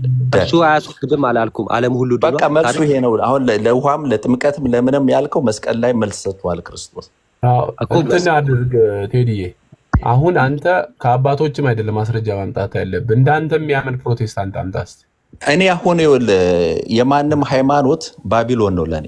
የማንም ሃይማኖት እንጀራና ክብር ስልጣንን ማግኛ ነው። እየተሰበከ ያለው የኢየሱስ ክርስቶስ የቀራንዮ ስራ የቀራንዮ ደም አይደለም። ሰዎች ጋር የሚሰሩትን ስራ እየሰሩ ለራሳቸው ገንዘብን ስልጣንን ማከማቻ የሚያዘጋጁበት ነው። ቆይ አንዴ፣ ሃይማኖት እኮ ከክርስቶስ ነው የተሰጠው። አሁን ስለ ሃይማኖት አይደለም እያወራን ያለ ነው። ሃይማኖት ስላነሳ ነው። የኢየሱስ ክርስቶስ የመስቀሉ ስራ የዓለምን ኃጢአት እሱ እዛ ጋር አሸንፎ ተነስቷል። ይሄ ነው የኔ መድን። ሮሜ ላይ ግን በእምነት የሚገኝ አድርጎ አቆመው ነው የሚለው። እሱ ሌላ ነው። አሁን መጀመሪያ ማወቅ ያለበት መረዳት ያለበት የቀራንዮ ስራ ነው። አሁን በክርስቶስ የሰራውን ነገር ሳትቀበል እዚህ ጋር ሰዎችን ስራ አትበል። አይ የቀራንዮ በእምነት የሚገኝ አድርጎ አቆመው ይላል ሮሜ ላይ ላንብል። እሱ ሌላ ነው ነው። አሁን መጀመሪያ እዛ ቀራንዮ ላይ ማለቁን እወቅ። ቀራንዮ ላይ እሱ የፈጸመልንን ስራ በእምነት የሚገኝ አድርጎ አቆመው ይላል አይደለ? አሁን ይኸውልህ ያንን የምትቀበልበት አንተ ይኸውልህ ከእምነት አልፈህ ወደ ውሃ ወርዳል። ኃጢአቴን አስተሰርይልኛል ብለሃል። ወደዛ አትሂድ ብለሃል። ያ የመስቀል ስራ ስላነሰብህ አንተ ደግሞ የምትፈጽመው በውሃ አለ እያልሽ ነው። ስለዚህ ማመናችን ምንድን ነው ጥቅሙ? አሁን ስለ እምነት ውስጥ አይደለም። እምነት ሌላ ታሪክ አለ፣ ሌላ ትምህርት አለው፣ ሌላ ሳብጀክት ነው። እሱ ደግሞ ሌላ ነው። ያ መጀመሪያ ቀራንዮ ላይ ስለዚህ ምንድንበት አይደለም። አንተ ስለፈለግኩ አይደለም የሰራልህ እሱ ያንን መቀበል አስገድዶ ሊያዳል ወዶ ዓለምን ህዝብ አድነዋል። ፈቅዶ አድነዋል። በቃ አለቀ። ቆይ ፓፓ እኛ ፈቅደን ነው የምናምነው አይደለም። አንደኛ መጀመሪያ የምትናገረውን አስተካክል። ስም አለኝ፣ በስሜ መናገር ትችላለህ። እሺ ቴዲ። ስለዚህ እዛ ጋር ቀራንዮ ላይ ያለቀልህን ፈቅዶ መጥቶ የሰራልህን ተቀበለው። ካልተቀበልኩት እድናለሁ። አንተ ስለተቀበልክ ስላልተቀበልክ አለ ስራው ተሰርቷል፣ አልቆልኛል፣ ተፈጽሟል የሚለውን ተቀበል። ጆሮ ማጥላ ያለው እንዴ ምን ሆነ ነው? እኔ የጠየቅኩ ሌላ እኮ አየው። የምታወራውን ስታወራ ለራስህ አውራው፣ ለራስህ ገልጣል። ሮሜ 3:5 አልመጥቀስ አይደለም እኮ ብራዘር፣ ቃል ማይጠቅሱ ከአንተም የተሻሉ የሚጠቅሱ ሰዎች አሉ። መቀበል ያቃታቸው ችግር የለም። ቆይ ለታች ላለ ሰው አንዴ እናሰጥኛ የምናሳየው ሮሜ 3:25 እኛ መጽሐፍ ቅዱስ ከፍተን ነው ከነዚህ እንደዚህ አይነት ሰዎች ይኸው መጽሐፍ ቅዱስ ያስፈልጋቸዋል፣ ወንጌል ያስፈልጋቸዋል ምንለው ለዚህ ነው። እኔ የጠየቅኩት ምንድነው? እኔ ካላመንኩ መዳን እችላለሁ ወይ? ስለኔ መዳን የጠየቅኩ እኔ። ክርስቶስማ ለዓለም ሁሉ ደሙን አፍስሷል። ግን ዓለም ሁሉ ድኗል ማለት አይደለም። ኦኬ፣ ዓለም እንዲድን በልጁ የሚያምን ነው መዳን የሚችለው። በቃ ይኸው ዮሐንስ ወንጌል ምዕራፍ 3ም ተናግሯል። በዚህ ዓለም ሄጄ ማሳየት እችላለሁ። ይኸው እዚህ ላይ ደግሞ ምን ይላል? እንትን ከፍ በለልኝ ከ23 ጀምሮ እናንብ። ምን አለ 23 ለምን ይላል? እስቲ ክርስቲያኖች ሁሉ ኃጢአትን ሰርተዋልና የእግዚአብሔርን ክብር ጎድሏቸዋል። አንተ የራስን ፍላጎት ብቻ ለማድረግ አንዴ ልጨርስ፣ አንዴ እባክህ ልጨርስ። መጽሐፍ ቅዱስ አነብ እንትን መሀል ላይ አትግቡ እሺ። ሌላ ሳወራ ችግር የለውም። መጽሐፍ ቅዱስ አይደለም አንተ የፈለግከውን ነገር ሁሉ ነገር ትጎትታለህ። ችግር የለውም። ይኸው ምን ይላል? ሁሉ ኃጢአትን ሰርተዋልና የእግዚአብሔርም ክብር ጎድሏቸዋል። ከዛስ በኢየሱስ ክርስቶስም አረቋ አንድ ቢታርግ በኢየሱስ ክርስቶስም በሆነው ቤዛነቱን የት ነው ያደረገልን? ኮመንት ላይ ጻፉልን። በቀራንዮ ቤዛ የሆነልን በቀራንዮ ነው። ባይዘ በኢየሱስ ክርስቶስም በሆነው ቤዛነት ኦኬ በኩል እንዲያው በጸጋው ይጸድቃሉ። በጸጋው ማለት እንዲያው በስጦታው ይጸድቃሉ ካለ በኋላ ይሄ መጽደቁን መዳኑን እንዴት ነው የምናገኘው የሚለውን 25 ላይ ሲናገር እርሱንም እግዚአብሔር በእምነት የሚገኝ ከዛስ በእምነት የሚገኝ ምን የሆነ በደሙም የሆነ ማስተስሪያ አድርጎ አቆመው። ይህም በፊት የተደረገውን ኃጢአት በእግዚአብሔር ችሎታ ስለመተው ጽድቁን ያሳይ ዘንድ ነው አለ። አሜን። የአምላካችን ስም የተመሰገነ ይሁን። ስለዚህ ሰው ሁሉ አሮጌው ሰው አልተወገደለትም። የሰው ሁሉ አሮጌው አዳማዊ ማንነት አልተወገደለትም። ኦኬ። ይልቁንስ ምንድነው ያለው? ከክርስቶስ ጋር የተሰቀለን እኛንን አሮጌው ማንነታችን የተወገደልን። ያን ደግሞ የምናስወግደው አለ ሐዋርያ ቅዱስ ጳውሎስ በሮሜ መልእክቱ ምዕራፍ 6 ላይ በጥምቀት ነው። ይሄው አሮጌው ስጋችንን ለኃጢአት ስንሞት ነው፣ ስንገድል ነው፣ ከእርሱ ጋር ስንሞት ነው አለ። በዚህ ቆላሴስ ላይ አንዴ የሆነ ቃል አሳያችሁና ልጨርስ። ቆላሴስ አምጣልኝ 2:14 አካባቢ ካልተሳሳትኩ። እስቲ በጣም ከተሳሳትኩ እናደዳለሁ በራሴ። እስቲ 14 እሺ ቆይ አንዴ ሶሪ አንዴ እሱን ተወና ልክ ነኝ 14 ሰን 12 ከፍ በል ከፍ 11 ጀምሮ ምን አደረገ መሰለህ? አንዴ አረ ልጨርስ አንዴ። እሺ እኔ ያንተን ብቻ አትሂድ ግዴታ ምንም ችግር የለውም። ደስ ይላል። አረ ናታን አንዴ ላንብብልህ እኮ በቃ አንተ እኔ ብቻ ነው። እሺ እቺን አንብቤ እኔ ላንብብልህ እድል ስጠን አንዴ ቀን ችግር የለውም። እሺ ታወራለህ። ቴዲ ያንተን ትምህርት ካላወራው እቺን አንብቤ ይሄን ጨርስና ከዛ ካላወራው ትቀጥላለህ። አታነብም። ብዙ አወራ እኮ ጥያቄ አለ። እቺን አንብቤ መልስ ጨርስና ካላወራው ትቀጥላለህ። አንድ እያልክ በየሰዓቱ አንተ ታወራለህ እንደ እየተቀበልክ ችግር የለውም። መልስ እኔ አላወራም። ማን አወራ? እስቲ እንጂ ቤት ላይ የምታደርገውን ነገር እዚህም ዲክታተርነትን አቁም። እዛው ቤት ላይ ዲክታተርነትን እዚህ ቤት ዲክታተር እኮ የለም። አንተ ነው ዲክታተር። አንዴ ይላል እሱ ያነባል የሆነ ነገር ጠይቄ በማን አንዴ ይላል። መልስ ስታጡ እኮ ነው የተጫጫችሁት። እሺ የስጋንም ሰውነት እንጠይቃለን። ለጥያቄ ተዘጋጀ። ጥያቄ እንጠይቃለን። እሺ ካላወራው እሺ ትጠይቃለህ። እሺ ወንድሜ እሺ ካላወራው ሚውት አድርገውና ቁጥር 11 ላይ ምን ይላል? እሺ አሁን ጥያቄ ልጠይቅ ነው። አሁን እኮ እንዲሁ ስጠኛ የእሱን ትምህርት የመስማት ጎበዝ። መጽሐፍ ቅዱስ ሲነበብ በጣም እንደዚህ እንትን አትሁኑ። እሺ አንዳንዶች ጥቅሷን ብቻ ያነብና ከዛ ትቀጥላላችሁ። እቺ ማንበብ ስለፈለኩ ነው። እሺ ከዛን እሺ 10 ላይ ምን ይላል? ቢኒየትን ይዝቅ አድርግልኝ ከ10 ጀምሮ ምን ይላል? እሺ ለአለቅላችሁ አዳምጡ። ለአለቅነትና ለስልጣንም ሁሉ ራስ በሆነ በእርሱ ሆናችሁ ተሞልታችኋል አለ። ኦኬ ራስ የሆነ ማለት ነው በክርስቶስ ማለት ነው። እንዴት? የስጋንም ሰውነት በመክፈፍ በክርስቶስ መገረዝ፣ በእጅ ባልተደረገ መገረዝ ደግሞ በእርሱ ሆናችሁ ደግሞ ተገረዛችኋል። ይሄ የስጋ ሰውነት የሚለው የትኛው እንደሆነ ልንገራችሁ። አሮጌውን ስጋ ነው። እሺ እና በምን ሆናችሁ ተገረዛችሁ ነው የሚለው? በክርስቶስ ሆናችሁ ነው የሚለው። ይኸው በእርሱ ሆናችሁ ደግሞ ተገረዛችሁ ነው የሚለው። ስለዚህ የአሮጌው ስጋችን የሚገረዘው አላስፈላጊ የሆነ አዳማዊ ማንነታችን የሚገረዘው በክርስቶስ ስንሆን ነው። በክርስቶስ መሆን ማለት በክርስቶስ ማመን ማለት ነው። ባይዘው ኦኬ በክርስቶስ ስናምን ያመኑት ናቸው ይሄን ምስጢር ራሱ ሊያገኙት የሚችሉት አለ። እንዴት ነው እንዴ ይሄ በእጅ ያልተደረገ መገረዝ የሚለው በእርሱ ሆናችሁ ተገረዛችሁ የሚለው ምንድን ነው ሲባል 12 ላይ ራሱ ይመልሳል። ምን አለ? በጥምቀትም ከእርሱ ጋር ተቀበራችሁ። በጥምቀትም እሺ ከእርሱ ጋር ተቀበራችሁ። ከዛስ በጥምቀት ደግሞ ከሙታን ባስነሳው በእግዚአብሔር አሰራር በማመናችሁ ከእርሱ ጋር ምን አላችሁ? ተነሳችሁ። ኦኬ ስለዚህ የኔን አንበብልኝ። ጨረስክ አይደል? አንበብልኝ ሐዋርያ 10:44 አንበብ። እሺ ከፍላለሁ። በቃ እኔ እንጂ ትጠየቃለህ እንዴ?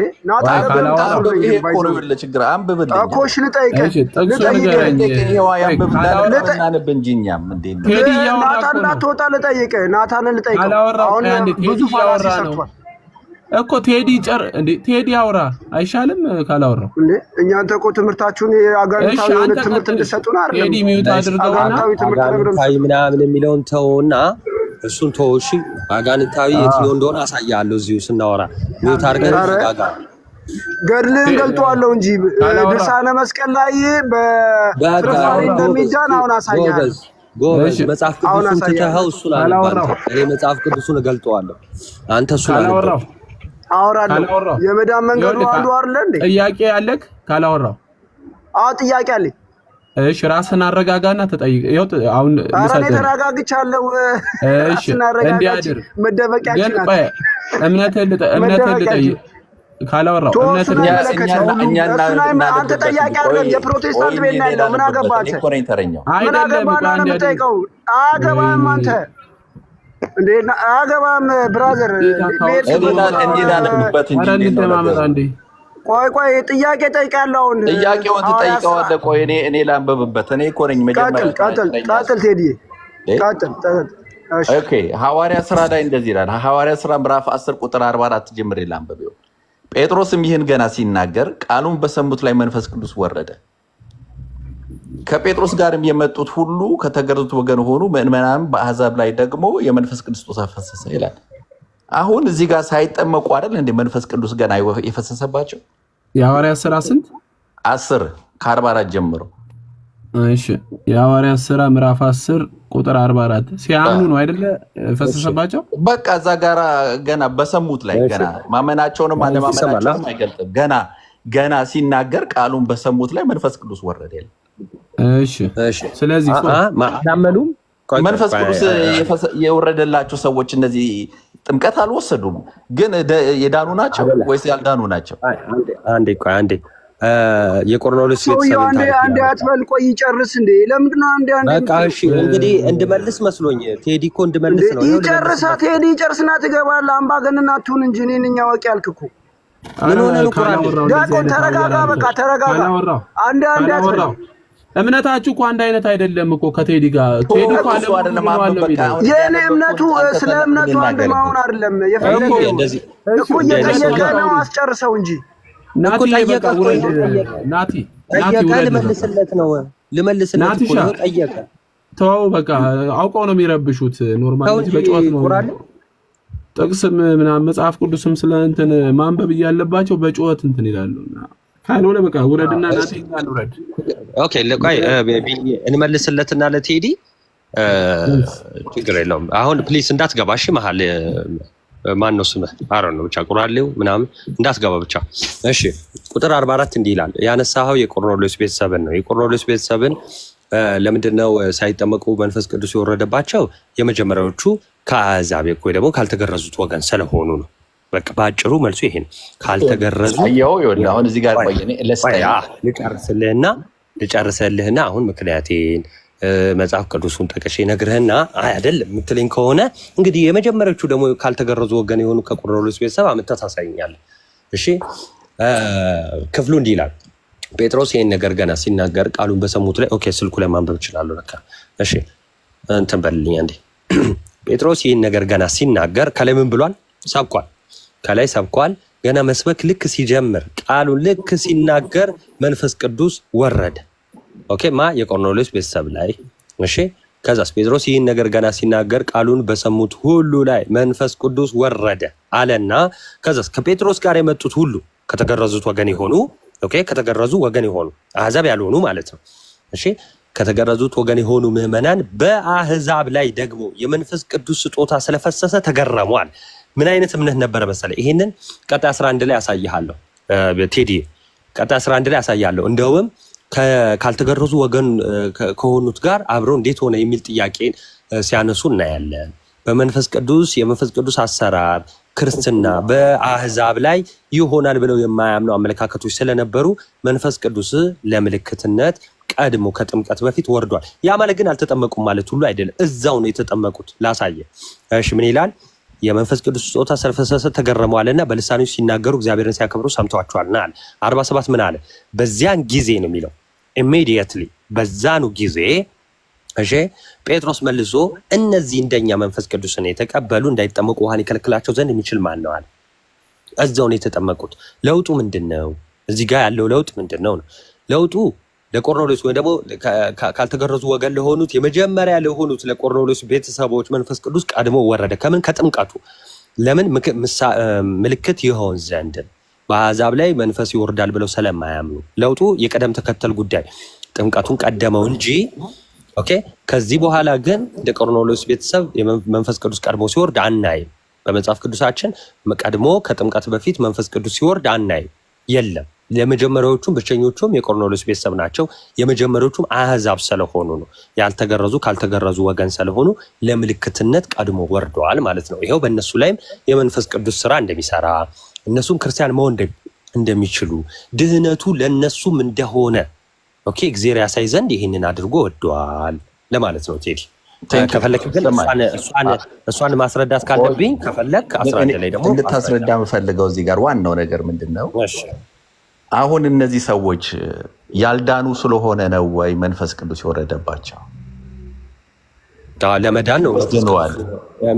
ሰው መንፈስ ቅዱስ የሚቀበለው የሚጠመቀው ለመዳን ነው። አዎ ያልዳኑም ነበር መጀመሪያ። አሁን እነዚህ ሳይድኑ ነው መንፈስ ቅዱስ የተቀበሉት ስለዳኑ ነው ጥያቄ? ለመዳን ነው እንጂ ያለ መንፈስ ቅዱስ የሚቀበል ሰው ያልዳነ ሰው ነው እያልከኝ ነው?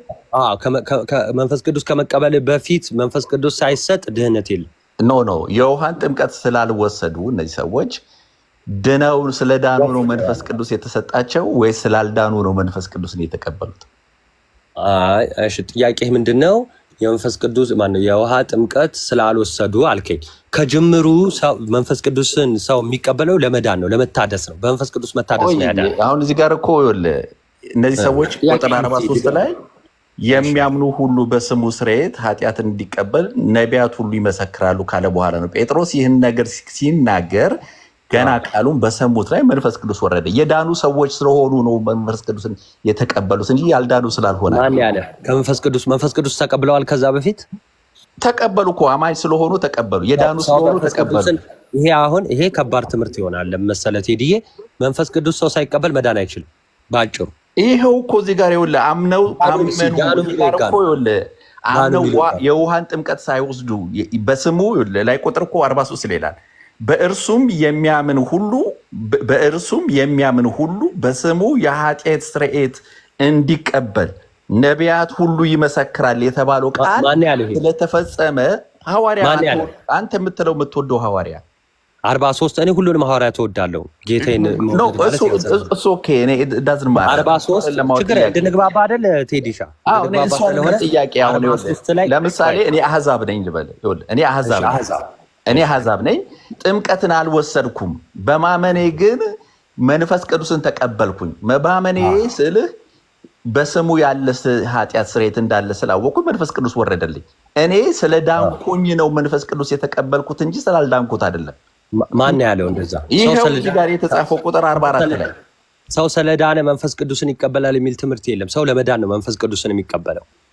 የቱ ጋር ነው ለመዳን መንፈስ ቅዱስን ይቀበላል? ሐዋርያት ሥራ ምዕራፍ 2 ላይ ላነብልህ። አንተ እዚህ በቃ እሺ ጨርሻለሁ። እኔ እኮ የቱ ጋር ነው አልከኝ? የቱ ጋር ነው ካልከኝ ላሳይሃ። የቱ ጋር ነው አይደለም። አሁን ይኸውልህ አንተ የምትሄድበት መንገድ አየሁ አይደለ? አንተ በውሃ ሰው እንዲድነው ትለኛለህ፣ አንዴ ደግሞ ወደ ሌላ ዳያሎግ ትሄዳለህ። ስለዚህ ቀጥል በቃ። አንዴ አዳምጠኝ። አየህ መልስ ሲመጣ መቀበል መቻል አለብህ። የቱ ጋር ነው እስቲ ሰው ለመዳን ነው መንፈስ ቅዱስን የሚቀበለው? እኔም ጥያቄ አለኝ። አንዴ ቆይ እሺ አብርሃም ሰው ለመዳን ቅዱስ አንዴ ልጨርስ። ጠይቀኸኛል አይደለ ቴዲ? ምን አልከኝ? እኔ ምን አልኩ? ይኸውላችሁ ልንገራችሁ። ክርስቶስ መጣ ወደ ምድር፣ ከዛን አስተማረን፣ ቤዛ ሆነንና አጽናኙ ግዴታ መምጣት አለበት አለን። ለምን? ቲቶ 3:5 የሚናገረው እንደ ምህረቱ ለአዲስ ልደት በሚሆን መታጠብና በምን በመንፈስ ቅዱስ መታደስ አዳነን፣ በመንፈስ መታደስ አዳነን እንጂ ስለሚል። ስለዚህ መታደስን የምናገኘው ሲጀመር ጥምቀቱ ከመንፈስ ቅዱስ ተለይቶ አይደለም።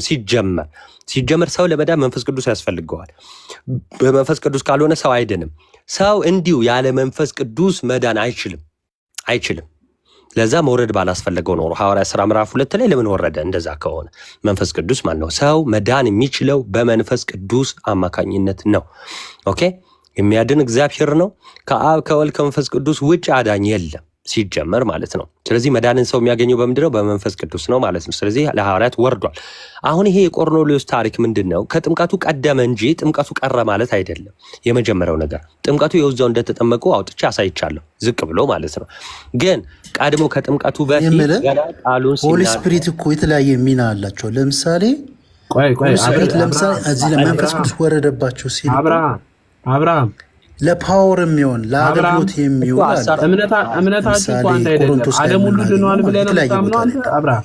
አብርሃም ለመዳን ከቴዲ ጋር ይጨርሱ። ለመዳን የሚሆን ግን ሆሊ ስፒሪት ማለት ሪጀነሬሽን የሚፈጠረው በውስጥ ነው። ሆሊ ስፒሪት ለማዳመጥ ነው እንደምታወሩት። እኔ እኮ ከየት ነው እንዴ? መጀመሪያ የቴዲን እምነት ሰምታችሁታል። ቴዲ ዓለም ሁሉ ሳያምን ድኗል ብሎ ነው የሚያምነው። ይሄንን የሚደግፍ ሰው ብቻ ነው ከቴዲ ጋር መቆም ያለበት። እኔ አሁን ፕሮቴስታንቶች ለምንድነው ወንጌል የምትሰብኩት? ለምንድነው ሰው እንዲያምን ወንጌል የምትሰብኩት? ለመዳን ካልሆነ እሱ ለመዳን አይደለም እያላችሁ ነው። ምክንያቱም ክርስቶስ አንዴ ሲሰቀል ዓለም ሁሉ ድኗል ብሎ ነው እየተናገረ ያለው ቴዲ። መንፈስ ቅዱስም ራሱ የምትቀበሉት ለመዳን አይደለም እያላችሁ ነው። ይሄንን አይ እንደግፈዋለን ካላችሁ ያው ከቴዲ ጎን መቆም ትችላላችሁ። ካላወራው ቀጥል። ያው አሁን ቴዲ የሚደግፍ ፕሮቴስታንት ካለ ብቻ ነው ማውራት የሚችለው። እናትዬ ቀጥል። እሺ በአጭሩ ምንድነው? ስለዚህ መንፈስ ቅዱስ ለመዳን ነው፣ እኛን ሊያድሰን ነው የመጣው። ሲጀመር ያለ መንፈስ ቅዱስ መታደስ አይቻልም ማለት ነው። ይህንን እንወቅ። የመጀመሪያው ነገር የቆርኔሌዎስ ቤተሰብ ታዲያ ምንድን ነው ይህ ድነት ነገራቸው? እንዴት ነው? መንፈስ ቅዱስን ተቀብለዋል? አዎ። ተጠምቀዋል? አዎ። ድነዋል። መዳናቸው የተፈጸመው ጥምቀትን ሲቀበሉ ነው። በቃ በአጭሩ። ግን እንዴት ቀድሞ ወረደ? አሁን ይኸውላችሁ እስር ያላችሁ ፕሮቴስታንቶች፣ አንዳንዶች ፕሮቴስታንቶች ለምሳሌ ጥምቀትን ሰው እንትን ለማለት ምናልባት የቆርኔሌዎስን ሊጠቅስላችሁ ይችላል። ልንገራችሁ በአጭሩ ማለት ነው። የቆርኔሌዎስ ታሪክ ኦኬ፣ የመጀመሪያዎቹ አህዛብ ናቸው። አህዛብ ሲባል በሁለት ይከፈላል። አህዛብ ማለት ህዝቦች፣ ኔሽን ወይ ደግሞ ህዝቦች ሲበዛ የህዝብ ብዜቱ አህዛብ ተብሎ ይጠራል። ህዝቦች። እሺ። ሁለተኛው ደግሞ ያልተገረዙ አህዛብ ተብሎ ይጠራሉ። እሺ። የተገረዙ ወገኖች አሉ፣ ያልተገረዙ ወገኖች አሉ። ያልተገረዙት ምን ይባላሉ? አህዛብ። ካልተገረዙ ወገኖች የሆኑ እሺ፣ ካልተገረዙ ወገኖች የሆኑ የመጀመሪያዎቹ ክርስቲያኖች እነማን ናቸው? የቆርኔሌዎስ ቤተሰብ ናቸው። እዚሁ ይኸው ቢኒ ከፍቶላቸዋል። ምን ያለ መሰላቸው? 45 ላይ ከጴጥሮስ ጋር የመጡት ሁሉ ከተገረዙ ወገን የሆኑ ምዕመናን። ያልተገረዘ ምዕመን የለም ከጴጥሮስ ጋር የመጡት። እሺ፣ ከተገረዙ ወገን የሆኑ ናቸው፣ አህዛብ አይደሉም። ከተገረዙ ወገን የሆኑ ምዕመናን ምን አሉ መሰላችሁ? በአህዛብ ላይ ወይም ደግሞ እንግሊዝኛውን አድርገው ኔሽን አይልም። ይሄን እዚሁ ላይ ኔሽን አይልም። 45 አሁን ኔሽን አይልም። ታዩታላችሁ። እሺ 45 ኤኒዌይስ እኔ እስከሚያወጣ ሊቀጥል። ስለዚህ ምን አለ? ባልተገረዙት ላይ የመንፈስ ቅዱስ ስጦታ ሲወርድ ተገረሙ። ለምን ተገረሙ እንዴ? ባልተገረዙት ላይም ይሄ መንፈስ ይሰራል እንዴ የሚል መገረምን ማለት ነው። ይሄንን ባይዜ 11 ላይ አሳያችኋለሁ ማለት ነው። እንዴት ምን ይሉታል? ከእርሱ ጋር ይከራከራሉ። ምን ይላሉ መሰላችሁ? ጴጥሮስ ወደ ኢየሩሳሌም በወጣ ጊዜ ከተገረዙት ወገን የሆኑ ሰዎች ከእርሱ ጋር ተከራከሩ። ምን አሉ? ወደ አልተገረዙ ሰዎች ገብተህ ከነ እርሱ ጋር በላህ አሉት። ኦኬ ብለው ይከራከሩታል ማለት ነው። እሺ ምን ብለው ይከራከሩታል? እንዴት ካልተገረዙት ጋር ትበላለህ የሚል ምልከታን ያሳዩታል።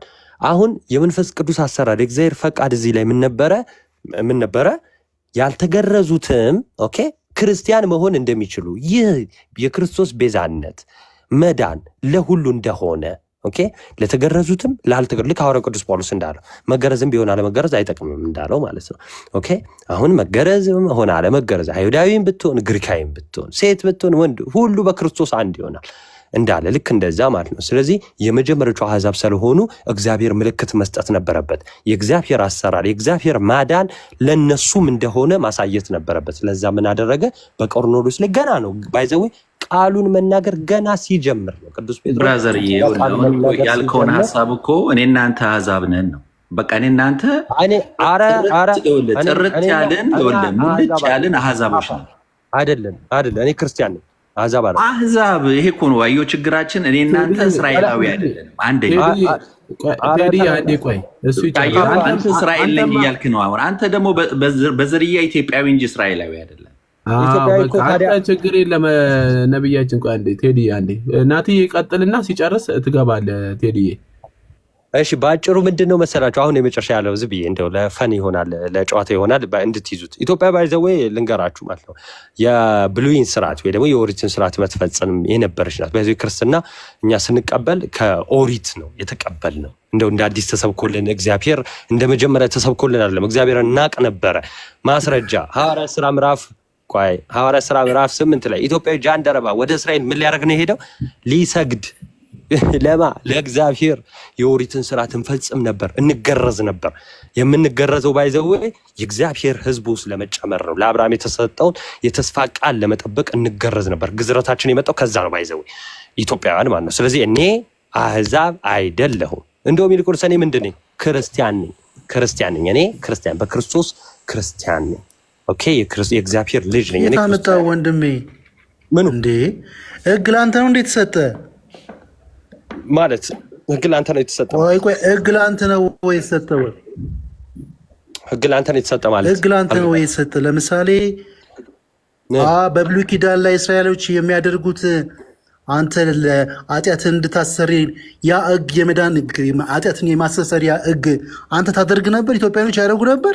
አዎ እጃቸውን እንዴ የት አለ? ታሪክ አለ ያወራል። እንደዚህ አይነት ታሪክ አለ? ኬታ አረ እንደውም ቤተክርስቲያን ሕግ የተሰጠው ወንድሜ ለእስራኤላውያን ብቻ ነው። በቃ አለቀ። አንድ አዳምጠኝ። የሙሴ ሚስት ምን አይ ነበረች ታውቃለህ? እንዴ የሙሴ ሚስት ኢትዮጵያዊ እንደነበረች ታውቃለህ? አውቃለሁ። እና አዳለች እሷ ከሕጉ ውጭ ናት።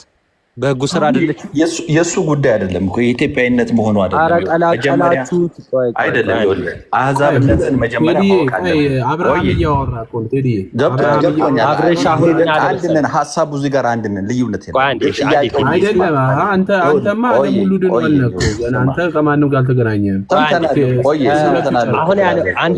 አንድ ጥያቄ ክሊር መሆን ያለበት ጥያቄ አለ ብዬ አስባለሁ። ስፔሻሊ ለአብርሃም አንድ ኮንክ ደግሞ ለቴዲም ይሆናል። ለአብርሃም የተስፋ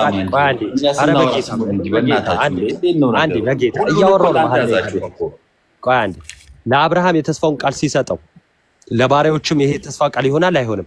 ከተገረዙ አብርሃም ለባሪያዎች ቤቱ ላሉት ባሪያዎች ዘሩ ላልሆኑ አሁን እያወራን እስራኤል ጥያቄ አንስቶ ነው ተስፋ ቃል ሲሰጥ አብርሃም ነው እንግዲህ ስም አይደለ? ይሄው ለአብርሃም እግዚአብሔር አምላክ የተስፋውን ቃል ሲሰጥ ኦኬ ኪዳን ሲያደርግ ከአብርሃም ጋር ሰዎች ከተገረዙ ኢቭን ከቤቱ ከዘሩ ውጪ ራሱ ቢሆኑ ከአብርሃም ዘር ውጪ ቢሆኑና የቤቱ አገልጋይ ባሪያዎች ቢሆኑ ከተገረዙ ሲጀመር እንዲገረዙ አዟቸዋል አላዘዛቸውም? ባሪያዎቹ በቤቱ ባሉት አዟቸዋል። ባሪያዎቹ ዘሮቹ ናቸው። አዟቸዋል።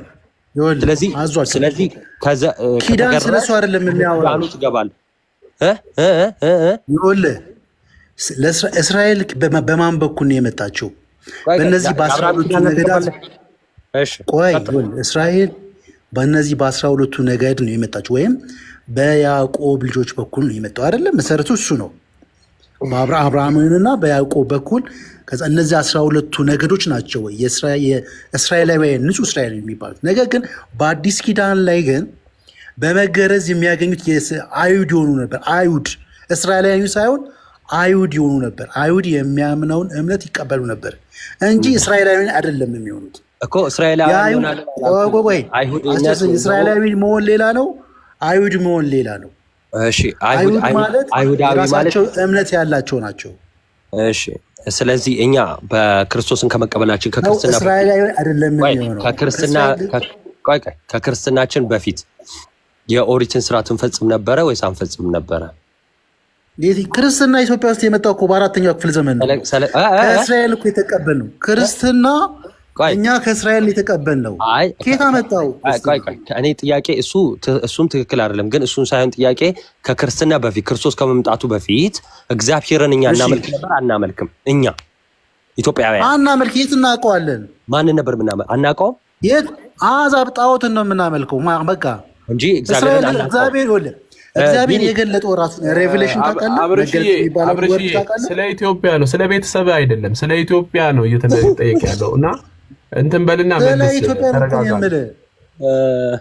እሺ ቆይ ቢንዬ እስኪ እንትን አውጣልኝ አንዴ፣ ሌላ ስልክ ስለሌለኝ ነው። ወይ ደግሞ አብርቼ መስዋዕት የምትሰዋበት የኦሪትን መስዋዕት የምትሰዋበትን ቤተክርስቲያናት እስቲ አውጣ እናሳይ። የኦሪት መስዋዕት መሰዊያውን ምናምን እስቲ ኢንተርኔት ላይ ያሳዩት አንዴ። ብርብር ማርያም ነው የት ነበረ?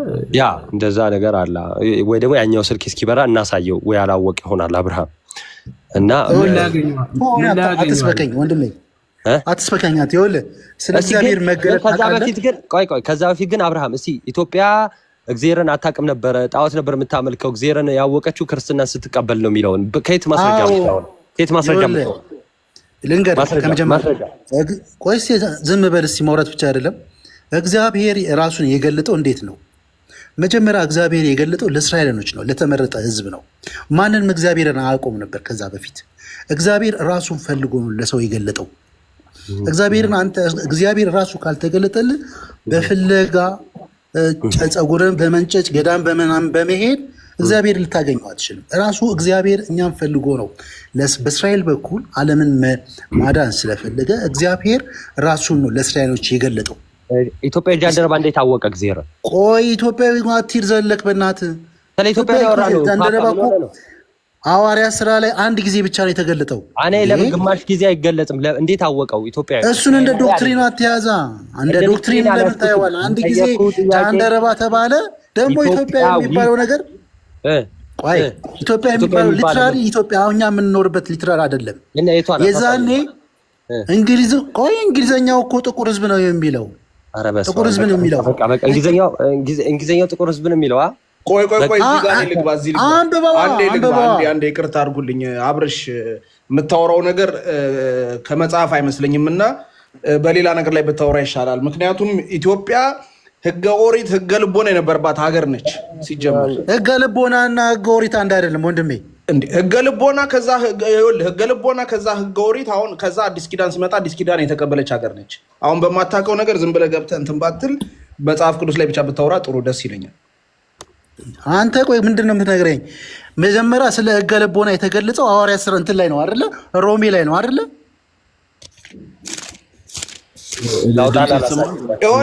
ኢትዮጵያ ኦርቶዶክስ ቤተክርስቲያን ውስጥ ወደዛ ወደ አንተ ፕሮፊት ምንም ይቅርታ አብርሽ አንዴ ይቅርታ ሁላችሁምና ምናልባት ወደ ጥምቀቱ መመለስ ከተቻለ ብዬ ነው። አዎ እንደዛ ይሻላል። ተፋችሁ ስለሆነ ትልቁ ላይ አድርግ። አንዴ ናቲ አንዴ እሺ፣ ጥምቀቱ ላይ ሞር ፎከስ ብናደርግ ደስ ይለኛል። እሺ አንዴ እንግሊዘኛው ጥቁር ህዝብ ነው ስላለ ናታን አረ በፈጠረ ቆይ እባክህ አንተ ደግሞ አበዛው። እኔ ብቻ ላውራት ብል እባክህ ላሳይ ስል ነው እንደ አንዴ በቃ ይችላል አሳይቼ ያወሩ እኮ ነው ካላወራ ቆይ ተው አንዴ ላሳይና ከኔ ልምራት በል ናታን በስርዓት ምንድነው ሳሰጠው በስርዓት ያወራ ናታን ቤቱ ላይ የሚያደርገውን ነገር እዚህ ማድረግ አትፍቀድልኝ እንዴ። ቆይ ያስቆማል በማል ይገባል። እሺ ጎበዝ ካላወራው አንዴ ውረድ። ይሄ ሪካቨሪ ቨርዥን የፕሮቴስታንት ነው። አብርሃም ካወቀው ሪካቨሪ ቨርዥን ነው የፕሮቴስታንት ነው ዊዝ ኮሜንተሪ ነው እና ኒው ቴስታመንት ማለት ነው አዲስ ኪዳን ማለት ነው። እና ይኸው ባይዘ እያንዳንዱ ቨርዥኖችንም አሳይቼ ግሪኩም አለኝ ይኸው ግሪኩም አለኝ ግሪኩም ራሱ ግሪኩም ኮይኒ ግሪኩም ይኸው አለኝ እዚህ ላይ ማሳይሃለሁ ማለት ነው። ከዚህ በፊት ግን ይሄን አንብበው እስቲ ምንድን ነው የሚለው? ይሄ ትንሽ ብለር ካረጋ አላአዳው ነው። እስቲ ቆይ አንዴ ይታያል። ይሄው ራቅ ሳረጋው ነው ብለር የማያረጋው። አሁን ይታያል። እቺ ትታያለሽ እዚህ ኮርነር አንብበው ዝም ብለህ ችግር የለውም። እሺ አንብበው 27 እሺ እንትን ካላችሁ እንትን እንዳይል ማለት ነው። And he rose up and went and behold an Ethiopian man in power under እሺ ይሄው ኢትዮጵያ የሚላል ጥቁር ህዝብ የሚል ምን ላይ ነው ያለው? የትኛው ቨርዥን ላይ ነው? እሱ ቨርዥኑ ወይ ደግሞ እኔ ማወጣላለሁ። ይሄው ሪካቨሪ ቨርዥኑ እንደዛ ነው የሚለው የፕሮቴስታንት ማለት ነው። የእናንተ አዲሱ መደበኛ ትርጉም የፕሮቴስታንቶች ደግሞ እስቲ ጥቁር ህዝብ ካለው ደግሞ እንየው እስቲ ሐዋርያት ሥራ 2 ማነው 8 አንዴ አሁን ያወራኸው ወሬ ኢትዮጵያ ጠልነት እንዳይመስል ነው ማስረጃ ማሳየሽ። ካላወቅ አውቀኸው እንድትወጣ ማለት ነው። ኮሜንታሪ አይደለም ያልኩኝ ኮሜንታሪ አይደለም አንብበ ያልኩኝ ኮሜንታሪ አላነበብኩኝ ባይብሉ ነው አንብበ ያልኩኝ ባይብሉ ነው ፓፓ ይሄ ኮሜንታሪው ስር ነው ያለው። እሺ ኮሜንታሪ አልተነበበም። ኮሜንታሪ ስር ነው እሺ የሚሆነው ለሌላ ጊዜ ማለት ነው። እሺ እሺ 8 በጣም አሪፍ። እሺ የጌታ መልአክ ፊልጶስን ተነስ አለው። እሺ ይሄው ይሄ አዲሱ መደበኛ ትርጉም ነው የፕሮቴስታንት። እሺ ይሄ ይሄ ፕሮቴስታንት መጽሐፍ ነው፣ መጽሐፍ ቅዱስ ነው። እነሱ ያሳተሙት እንዲህ ይላል። ራቅ ላድርገው እንደዚህ። እሺ ይነበባል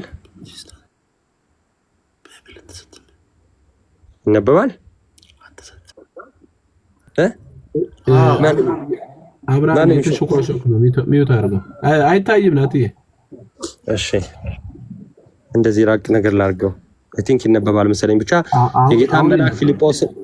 የጌታ መልአክ ፊልጶስን ተነስተህ በደቡብ በኩል ከኢየሩሳሌም ወደ ጋዛ በሚወርደው በምድረ በዳው መንገድ ሂድ አለው።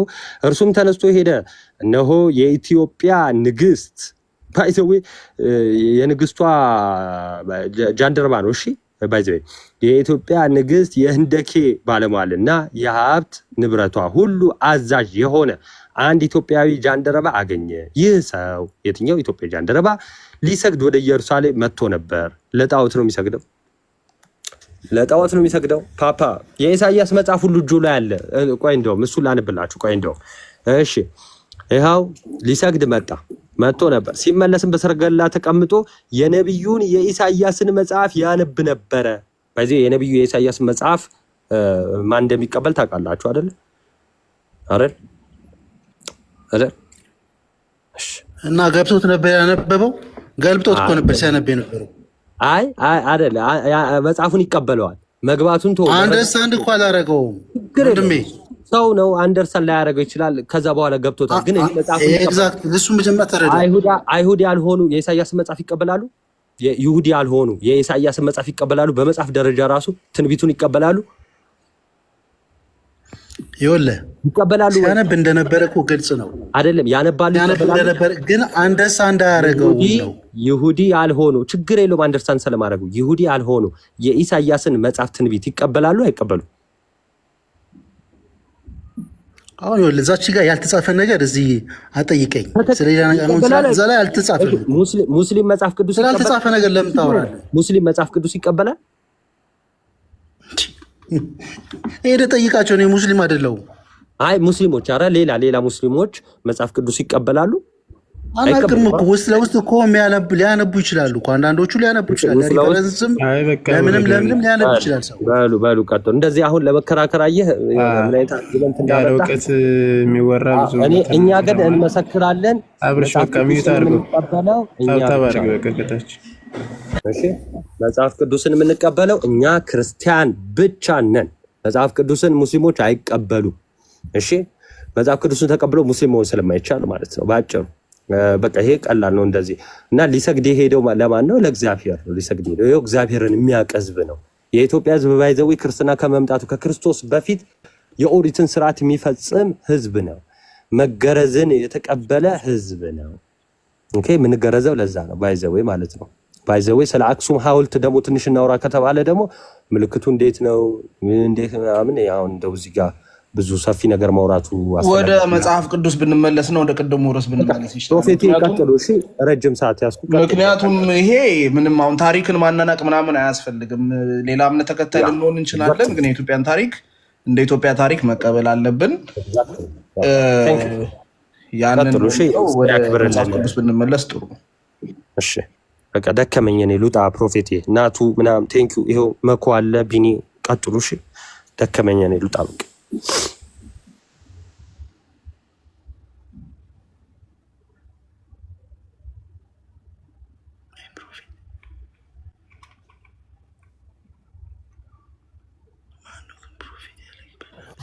ማነው ፕሮፌት ያለው ይላል። እሺ እንትን ዲያቆን ሰላም ብለናል። እንትን ግን የቴዲን ሐሳብ የምትቀበሉ ፕሮቴስታንቶች ካላችሁ መቀጠል ትችላላችሁ። የቴዲን ሐሳብ ቴዲ ኖርማል ሰው ማመኑን ላይ አይጠበቅበትም። በቃ ክርስቶስ አንዴ ሲሰቀል አሁን እሱን ትክክል አይደለም የሚል ፕሮቴስታንት በእርግጥ አይኖርም። ለምን እሱን በምን ልትሞግቱት ነው? እና ትክክል ያልሆነ ምንፋቄ ነው የተናገረውና እሱ ላይ እኔ ያረዳዳችሁ ምን እንደሆነ ቢነገረን ጥሩ ነበረ። ግን ያው ብቻ ያሳዝናል። እናመሰግናለን ለማንኛውም ሁላችሁንም። እሺ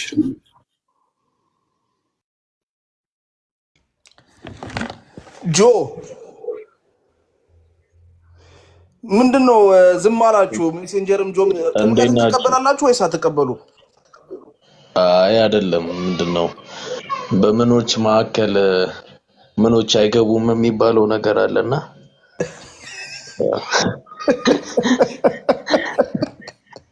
አይ ብዙ ነገር እየሰማው እንትን እያልኩ ነበር እየተማርኩ ነበር። አይ እኛ ኢትዮጵያ የተመረጠን ህዝቦች ነን። እንግዲህ ከየት እንደመጣ እሱ ቢኖሩ ብዙ ብንጠያየቅ አሪፍ ነበር።